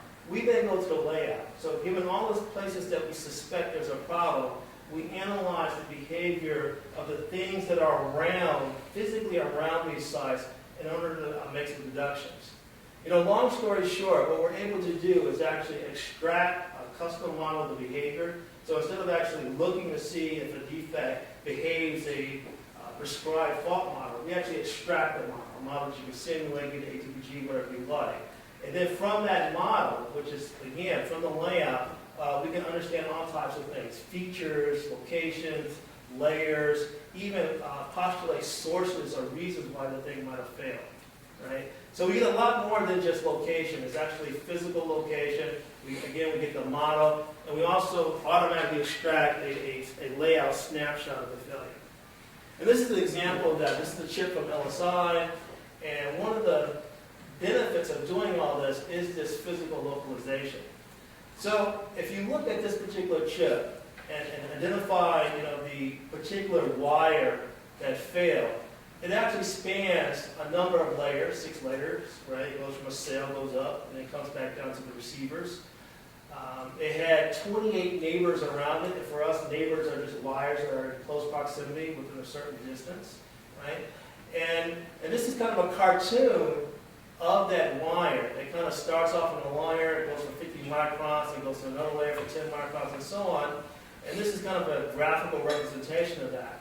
What we're able to do in this physical diagnosis is actually eliminate what we believe are so-called irrelevant neighbors. They don't play a role in the defect. And what that allows us to do is better kind of like XYZ localization. And so here how I illustrate that is that we basically rule this part of the wire out and have confined the defect to this area. And then we're able to actually take snapshots of these areas. And so these are from different chips. And all I'm showing you here is that the victim here in red is the wire we believe is the failing wire.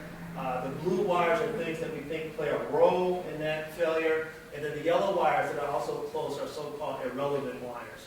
And again, having all this information allows us to do lots of things with the diagnosis output. This is actually snapshots of the 42 PFA chips that we got from NVIDIA. And one of the interesting things about diagnosis and tests in general is that you can do a lot of things, but you really can't know if you're right. I can improve coverage, I can say I can improve resolution. But resolution, having a resolution of, say, one side doesn't really mean anything if you're pointing to the wrong place. And so with these 42 actual PFA results, and PFA is physical failure analysis, we can actually verify the output of our diagnosis. Now, I don't have time, obviously, to go through all of these, so I'm going to focus on this one in the bottom right corner. And again, this is from the NVIDIA GPU, and what this is a snapshot of the logic that shows like all the sites that are identified by a tool that you would buy from an unnamed company for about $250,000 a year. And this particular tool identified all these different sites with these red axes with an equal ranking, right? And completely wrong. And just completely wrong. And this is what our tool did based on the physically aware diagnosis. It identified exactly, this particular fan-out point.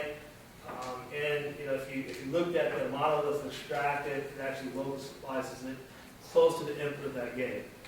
So the point I'm just trying to make is that having this type of diagnosis gives you a level of resolution that goes above, beyond just the logical diagnosis. Okay, so the benefits of this is that you get better resolution. There's some things that we do at the layout level that allows us to even break fault equivalence. You get layout characteristics about the failure, and you get this model of defect activation that you can plug into existing fault simulators and test generators if you actually want to analyze those types of faults in a more formal way. What a better diagnosis does for you in terms of on-top applications is that you can do some of the things I talked about, the sense metric and fault model evaluation. You can get defect type distributions that you can use for various things. I showed you the defect density and size distribution that we've done. And what I'm going to talk about now is like how you can use a really good diagnosis for identifying defects that are occurring more often than you like because of some issues in the design, and how you can actually evaluate the effectiveness of design manufacturability rules using these techniques. So here's the flow for systematic defect identification. It uses our physically aware diagnosis. So here are the two steps where we do the logical analysis, and then we have the physical analysis sites. These are the two new steps. And it's actually pretty simple. It's like, given that we're doing a physical diagnosis, we simply take a picture of the site. We extract it from the layout, and then we do a clustering analysis and find the pictures that look alike, right? And so these pictures that are looking alike are actually occurring, much more often than they should, and I'll talk about what I mean by, much more often than they should, then there's probably something going on with the design that you need to check into. Now, what I mean much more than they should, for example, if you have a particular design, there might be a pattern in the layout that occurs hundreds of thousands or millions of times, right? And so you need to normalize these clusters based on the number of instances that you actually find within your design. So there's a couple of challenges that we had to solve, implementing this idea. The first one is that if you look at, some defective lines from actual layout, they have very different layer characteristics. They might be on one layer or several layers. They have different scales. So here's an actual line. That's all it is on one particular layer. This was much different. So there's an alignment problem. There's a rotation problem. So what do you do with that? And the solution that the student came up with is actually to chop the victim into smaller things that he called layout snippets. And so all that simply means is that for every layer, we're going to take a smaller picture of the victim and chop it up. There's some boundary issues, of course, that I don't have time to go into that we deal with. But this allows us to enable or deal with the misalignment orientation problem that's outlined above. And so these snippets are actually saved as pixelated pictures that go into our cluster analysis. Even when that's done, there's still an issue. Right? So just like I mentioned, each snippet is an image of pixels, and we use a number of techniques. And here I'm just illustrating K-means clustering for identifying the distance between images for this clustering. But one problem, right, is that even when you do this snippet creation, you might end up with snippets that are identical. So here in this example, A1, A2, A3 are all identical, right? And the problem is that you don't want a cluster becoming large from a single failure. So how do you prevent this? Well, it's actually pretty easy to do. What we do is we do clustering at the victim level, which allows us to identify representatives for a given failing chip. And then we do clustering at a global level, where we take all the failures representatives and do a clustering to find similarities and to identify a particular systematic defect if one exists. So we've done this for a LSI test chip. Here are the characteristics. We have thousands of these chips as well, and we took a look at 738 of them in particular because they had characteristics that were non-traditional, so they were interesting to us for many reasons. We narrowed it down to 106, so these chips were perfectly diagnosed. We had high confidence that we knew where the failure site was located, and we've done this because we wanted to be sure that there was no diagnosis noise being introduced into this particular experiment. We did the pixelization of these failures, and what we ended up with was 2,000 pictures at the victim level. So all this means for the 100 chips, right, when you chop the victim up, for these 106 chips, we have 10,000 different pictures. You then do the clustering for each chip, and then at the end, after you do the global clustering, you have nearly 2,500 different images that you want to run K-means clustering on. This is just some data from that experiment. We're doing the clustering at every layer. I'm giving you the size. In this particular polysilicon layer, there was one cluster where the image was completely unique.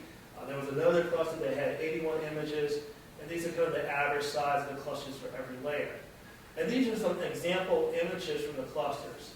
And what you can see is that these things aren't exactly alike, but it's pretty easy to tell that they're very similar in nature, right? Even if there's some kind of rotation differences in some of these pictures. And finally, right, to our surprise, from LSI, we only had 6 chips where they had did physical failure analysis. And what we found is that the actual pictures that they took, SEM photos of these failures, actually matched exactly with some of the bigger clusters that we had in this analysis just for these 100 chips. So it tells us, right, it could be a remarkable coincidence that what we actually found was actually a systematic problem that they were having. Otherwise, there'd be no reason for them to PFA this particular chip. And some of our lithography simulations actually pointed out that there were some hot spots with this particular geometry. Quickly, just to show you, we did a similar experiment with a larger design for the GPU for a couple of lots. And again, with the limited number of PFA chips, we found actual PFA parts that match some of our larger clusters of snippets when doing a similar analysis for the GPU. So now I just want to turn to what we've been doing with DFM rule checking. And it's very similar to this systematic defect identification work. So as many of you know, DFM is inevitable in the sense that designers are constrained to adhere to hundreds of rules when they create their layout. Right? And if you talk to designers, right, they really don't have a sense of how much yield they're buying for implementing a certain DFM rule. Right? There are rules that you have to implement, and there are rules that are optional.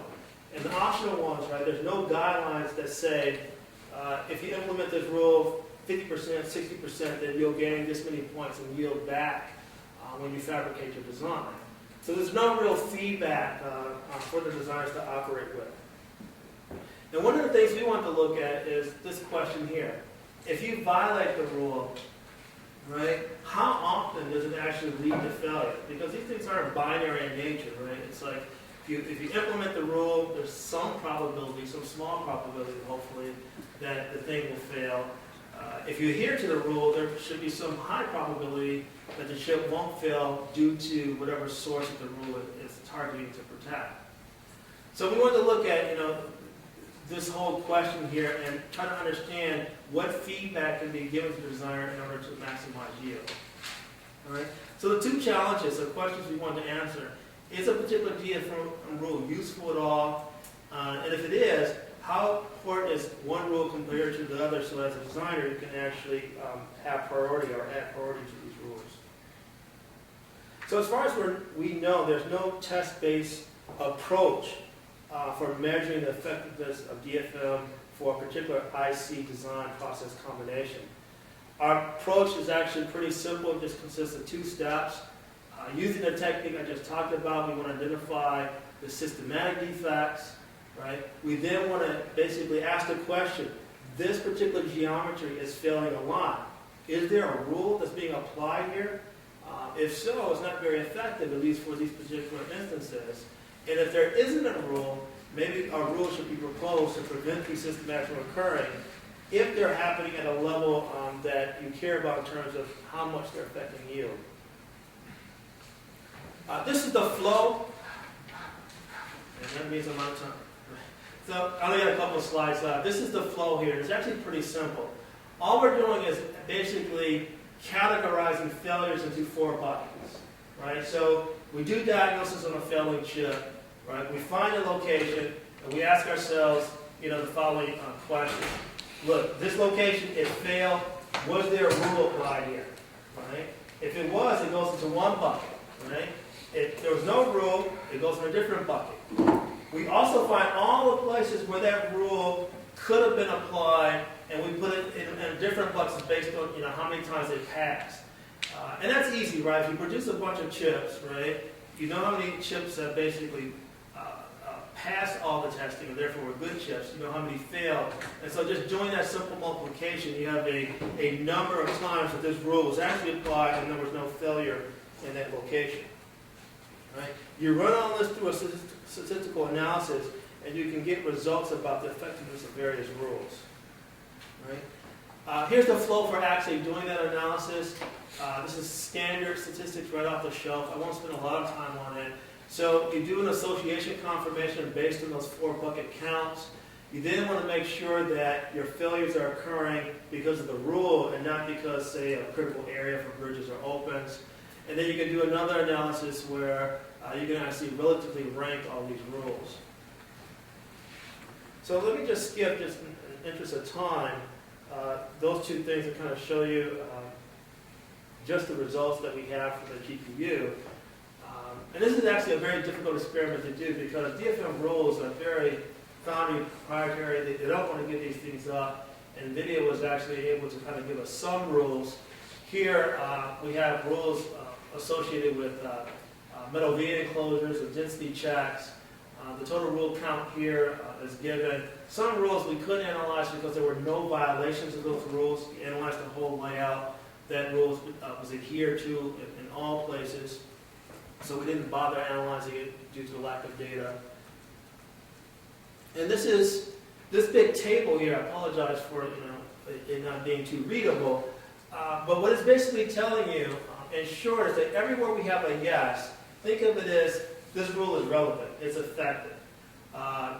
If you violate this rule, the statistics show that you're likely to have failure more often than you're not going to have failure, with a level of confidence equal to 95%. There are some rules, however, that they seem to be completely independent of failure.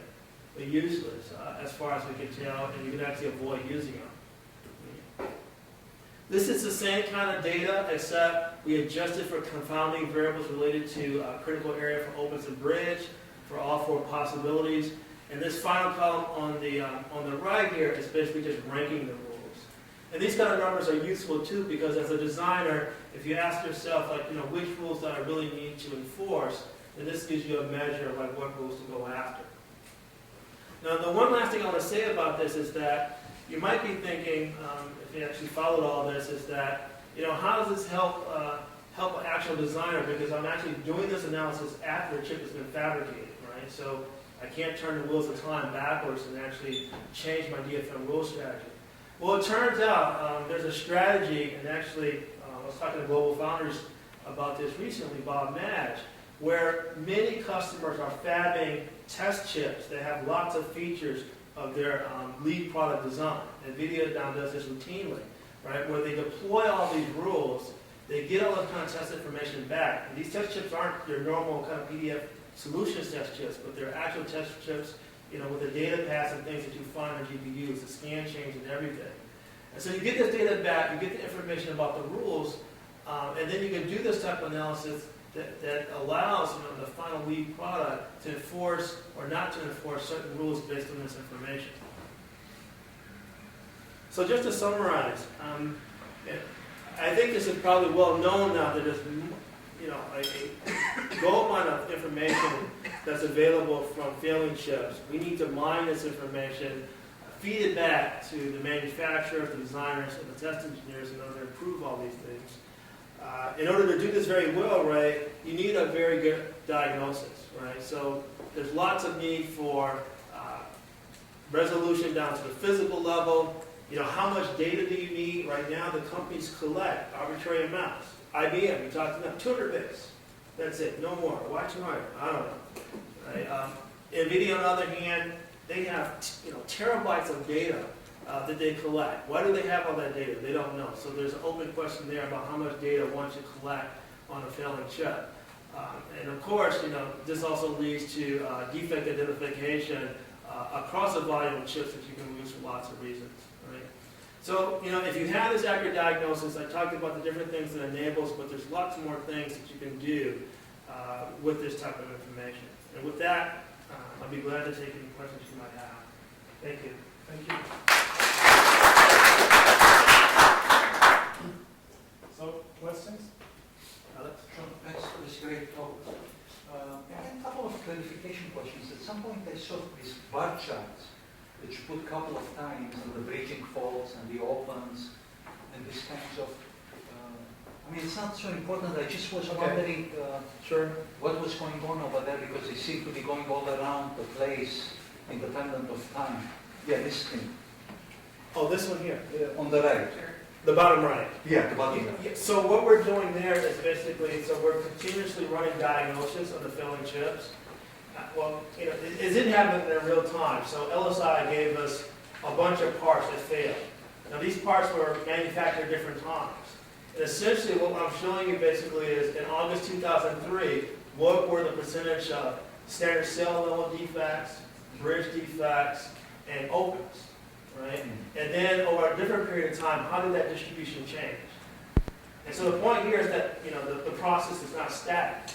So your defect types, their numbers, and the places they're occurring is actually changing over time. With different patches. Right. And so one implication of that is that if your test is static, right, and insufficient, which we know it is, right? You can never test for everything, then your escape is going to change over time. And so in order to deal with that, your tests should actually change over time. They match these characteristics. Can I ask one more question? Sure. So the next thing was about NVIDIA. Yes. I mean, all these things, collecting data has an economic component. So all these companies think about all this. So of all the companies, NVIDIA would seem to be the least likely candidate, because some people make the case that graphics, video companies are not, are a little bit softies on this in the consumer electronics, you won't notice it. So why is NVIDIA spending all this money on this, do you think? Bruce Corey was leading up this project, was responsible for yield there, is a firm believer that without this data, then they can't do effective yield learning. And so, you know about NVIDIA's problems from like last year, right, when they had single-digit yields and things like that, and they were having extreme issues with yield learning. They would do PFA, there would be nothing there. And so we're getting to a point where you can't see the defect anymore. And so the data analysis is all that's kind of left. Maybe they use this thing to strike deals on wafer costs with their suppliers. Yeah, that's a really complicated process. I'm told, how do they negotiate wafer costs and things like that based on this type of information? Simple, quick question. So one, you showed the example of the diagnostics that PFA could not find the problem. There was a navigate, right, on the one leg, and then this reality on the other end, right? Reality is they are equivalent, basically, from both point of view. How does your tool identify the other one? Yeah, that's a good question. The quick answer, right, is that we look for consistency in the physical neighborhood. So think of it this way, right? If I have two, say the input and output converter, right? Those are equivalent stuff in faults, right? But the neighborhood around each could be different, right? And so what we look for is that when you might test that, say, 20 times, right? And so for the output fault, maybe you see during those 20 times 10 unique neighborhood states, right? But what happens in the output, let's say, and we call this inconsistency, that it had a state where we tested that particular line and it didn't fail, it passed. And then we tested it again, a different test pattern, but the same state, the same activity happened around that line, right? And it did fail. And so we say that's inconsistent. Why? If I created the exact same environment, now this obviously can happen. We see inconsistency with some real defects. But if you see it over and over again, it tells you that this cannot be the site, and there's allows you to break the total. Right. So, but in that particular case, I thought in order to distinguish between top and bottom, then you just change the pattern. Then logically you can distinguish between them, right? But because follow that gate, they're equivalent. No matter what, you just cannot tell, right? Because follow that. Yeah, but it's because the physical neighborhoods are different. Right. Okay. Thanks. Any other questions? Let's thank our speaker. Thank you.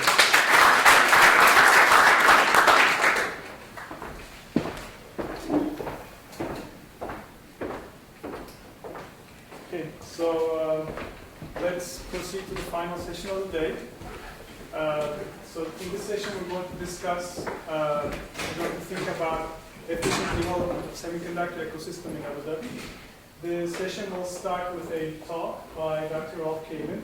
He's the chief scientist at Semiconductor Research Corporation. He is leading the effort to stimulate research at local universities in Abu Dhabi by partnering with ASIC. So first he's going to give us a talk on that, and then we're going to continue our discussions, and we're going to do a little bit of brainstorming. I know everybody's tired, but your ideas are very valuable for us, so just stay with us. Thank you very much. Let's see, is there a pointer? Is this it here? Oh, this is the pointer.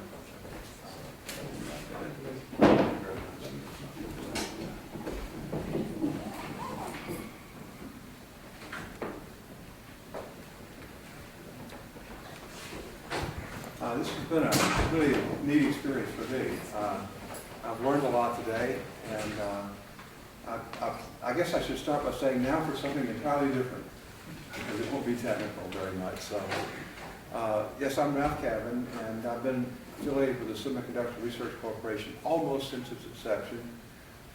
It's been a passion in my life, and I'm pleased to tell you a little about it and a little bit about the Abu Dhabi initiative. I noticed that Waleed was on the panel. See Waleed? Yeah, he had the last minute so Yeah. that's the... Okay, well, I'll try to be more easy. Sure. That picture there is that's the new ATIC building in Abu Dhabi. If you've never been over there, the infrastructure that they've built, physical infrastructure, is really awesome. They just moved into this building. We call it the wafer building. I don't know what they call it. Why? I wonder why. And SRC will probably be housed somewhere in that building. I don't know exactly where our offices are right now.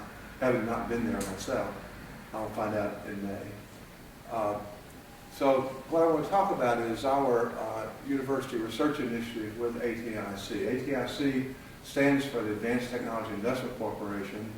It's part of the Mubadala Group, and which is a sovereign investment firm for the province, I guess you'd call it, of Abu Dhabi. And as you've already heard a little bit about that this morning from Ali. So quickly, I want to tell you about the SRC. Some of you do know us very well, and some don't know us. So I thought it wouldn't hurt to tell you a little about us, and then I'll talk about the ATIC initiative. So the SRC was formed in 1982. That was about the time our friends in Japan were about to sink the U.S. semiconductor industry. The problem was that there weren't many graduates graduating from universities in this country that knew much about silicon. There weren't many students that they could hire, therefore, to go to work when they graduated. So the people who were involved were Eric Bloch, who was former with IBM, later became the director of the National Science Foundation, and the co-inventors of the integrated circuit, Bob Noyce and Jack Kilby. It's been my privilege to know all those people, and they were clearly visionary people. They believed in what universities could do, and my view is that universities have proven themselves over the years in terms of tackling tough problems for this industry. Over the years, SRC has been involved with the ITRS, what's coming up, being known as the ITRS. Just most recent meeting was in Potsdam, Germany. It is an international activity now, and getting to this point in 2010, we began to work in Abu Dhabi. There are many measures of what's been accomplished over the years. This is just one example of publication growth over our history from, I guess this is 1980 on, in publications by faculty in the semiconductor sector. It's been enormous growth. In fact, they've far exceeded company publications now. This is a little chart that tries to show you the place we live in this world.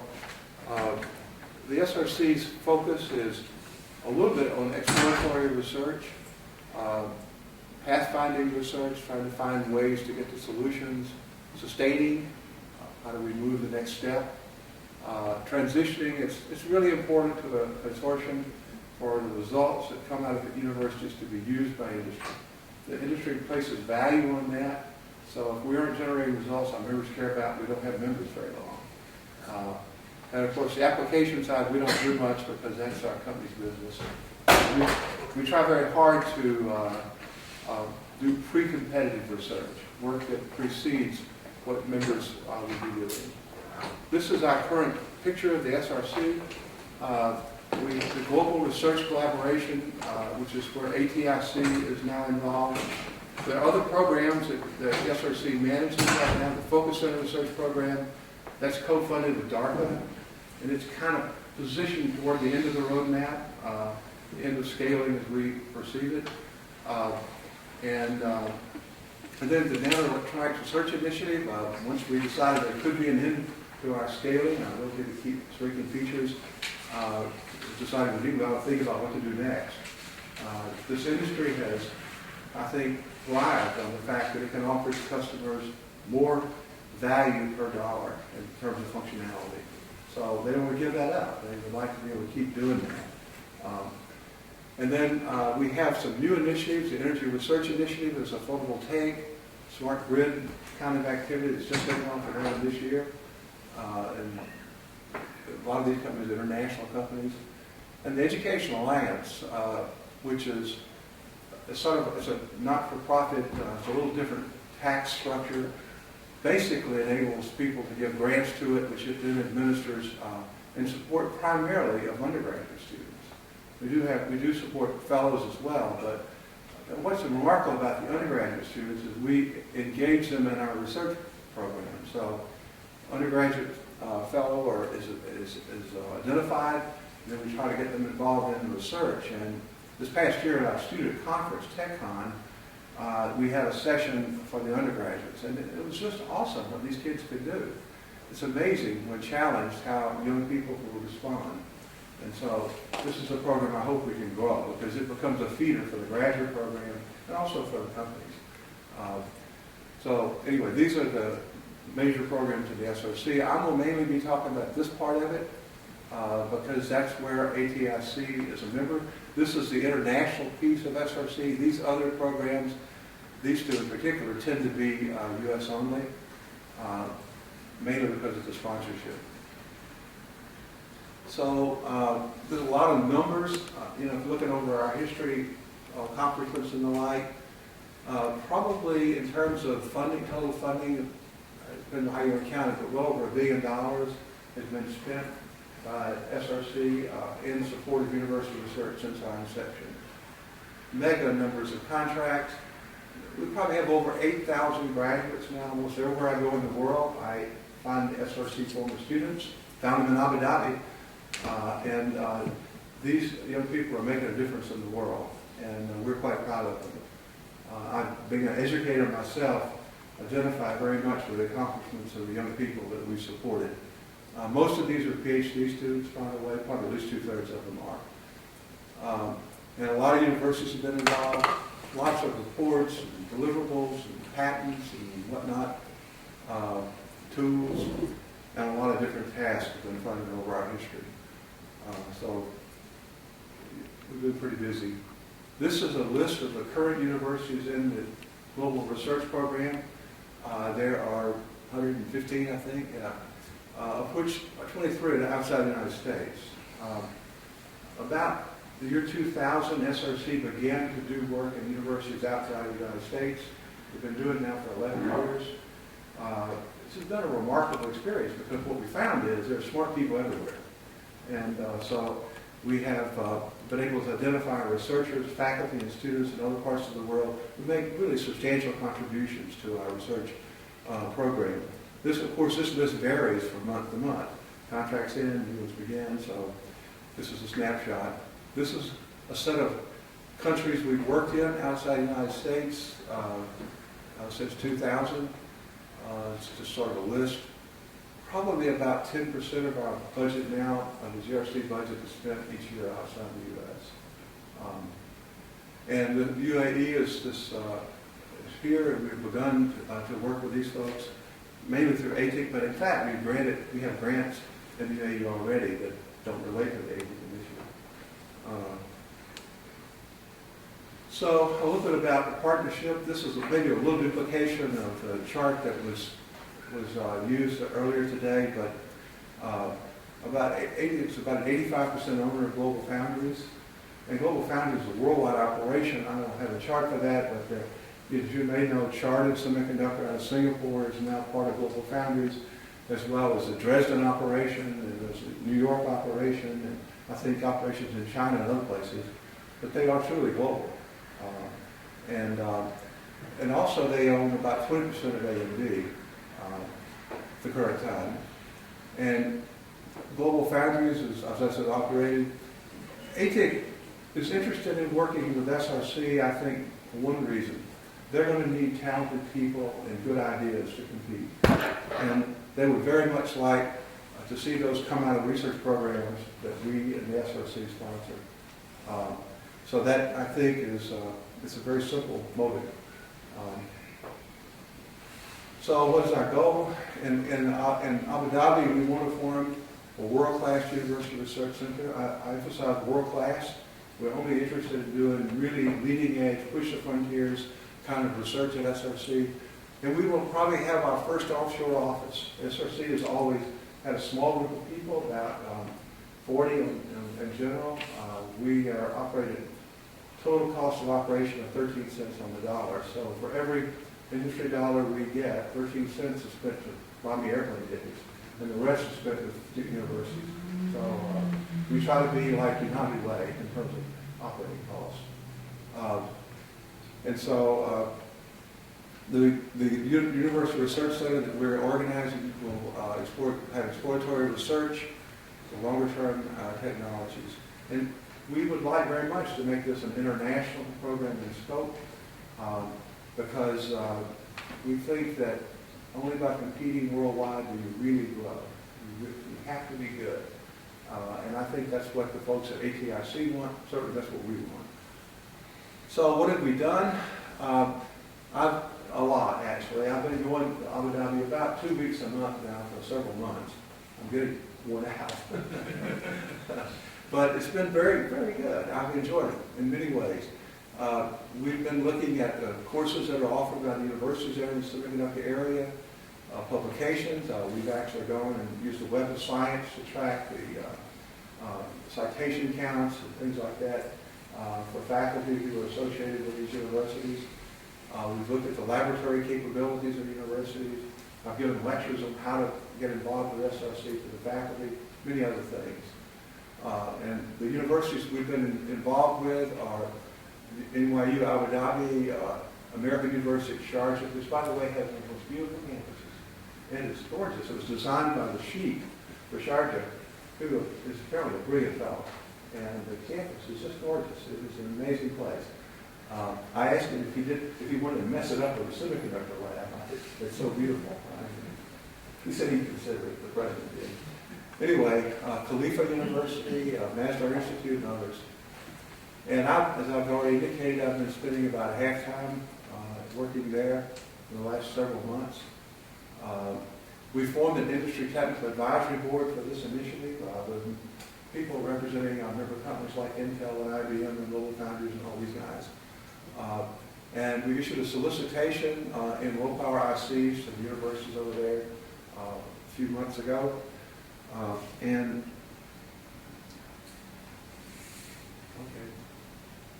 So these are just areas. It was a very broad-based solicitation. We're just kind of trying to understand what the faculty there know something about or interested in doing.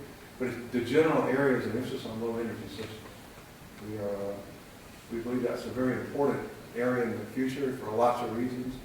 So I'm not going to dwell on that, but this is the area. So we got 52 white papers from the faculty over there. Just a great response, I thought, from those universities identified. And right now, the technical advisory board is reviewing all those white papers. It's underway. We will down select. We probably will be able to eventually fund about 7 proposals. The SRC process typically is to do a white paper, which is a 2-page, here's my idea kind of thing. And then we down select and then ask for a fewer number of proposals. The idea is to keep faculty from wasting their time and many things we're not going to fund anyway. So we just try to filter it that way.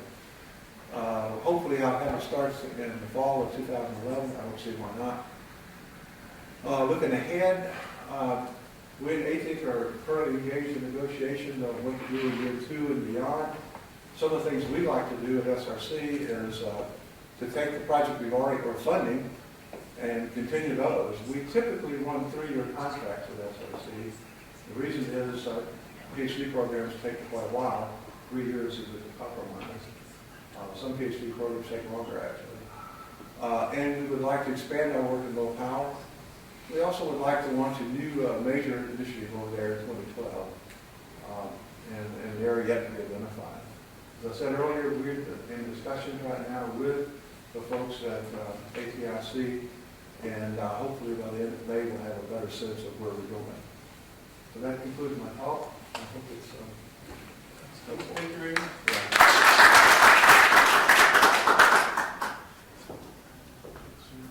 So, of course, we can take questions. I am the panel. Yeah, you are the panel. You're representing yourself and Walid, as you said. So, you know, now that we know more about what ATIC is trying to do in the region, at a high level, and we know how SRC and ATIC are partnering together, we'd like to, get into this discussion to get your ideas. We put up some questions over here, they're on the screen. We don't need to stick to these questions. You can raise your own question and direct them to our panel. Let's talk about these questions. We don't need to stick to this order either. If you got any ideas, they're very valuable for us. So, discussion is open. I mean, just to get the conversation a bit focused, I wanted to ask a clarifying question about what is the issue that we should be looking at. I think I'd like to hear your guys' feelings on that. That would be very helpful to me. I mean, one possibility is to look at global foundries and how global foundries can benefit. That's one narrow question. And a little bit broader question is to think a little bit about, the semiconductor sector in general. And then, it even talked about socio-political transformations in the country, if you want to really take it out even further. So at which level are you guys asking us to participate in this conversation? Mainly we've been involved with ATIC, but there are many organizations over there. And ADEC is the Abu Dhabi Education Council. And they will have a research funding organization shortly. It will fund both university research as well as standalone research labs on top. So we've engaged with those guys. And in some ways, they are partnering with ATIC for what we're doing currently.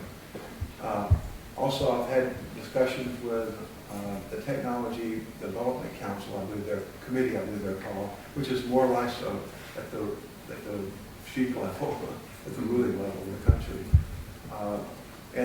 I think there's a strong commitment in Abu Dhabi and perhaps the Emirates to do something about the intellectual infrastructure in that country.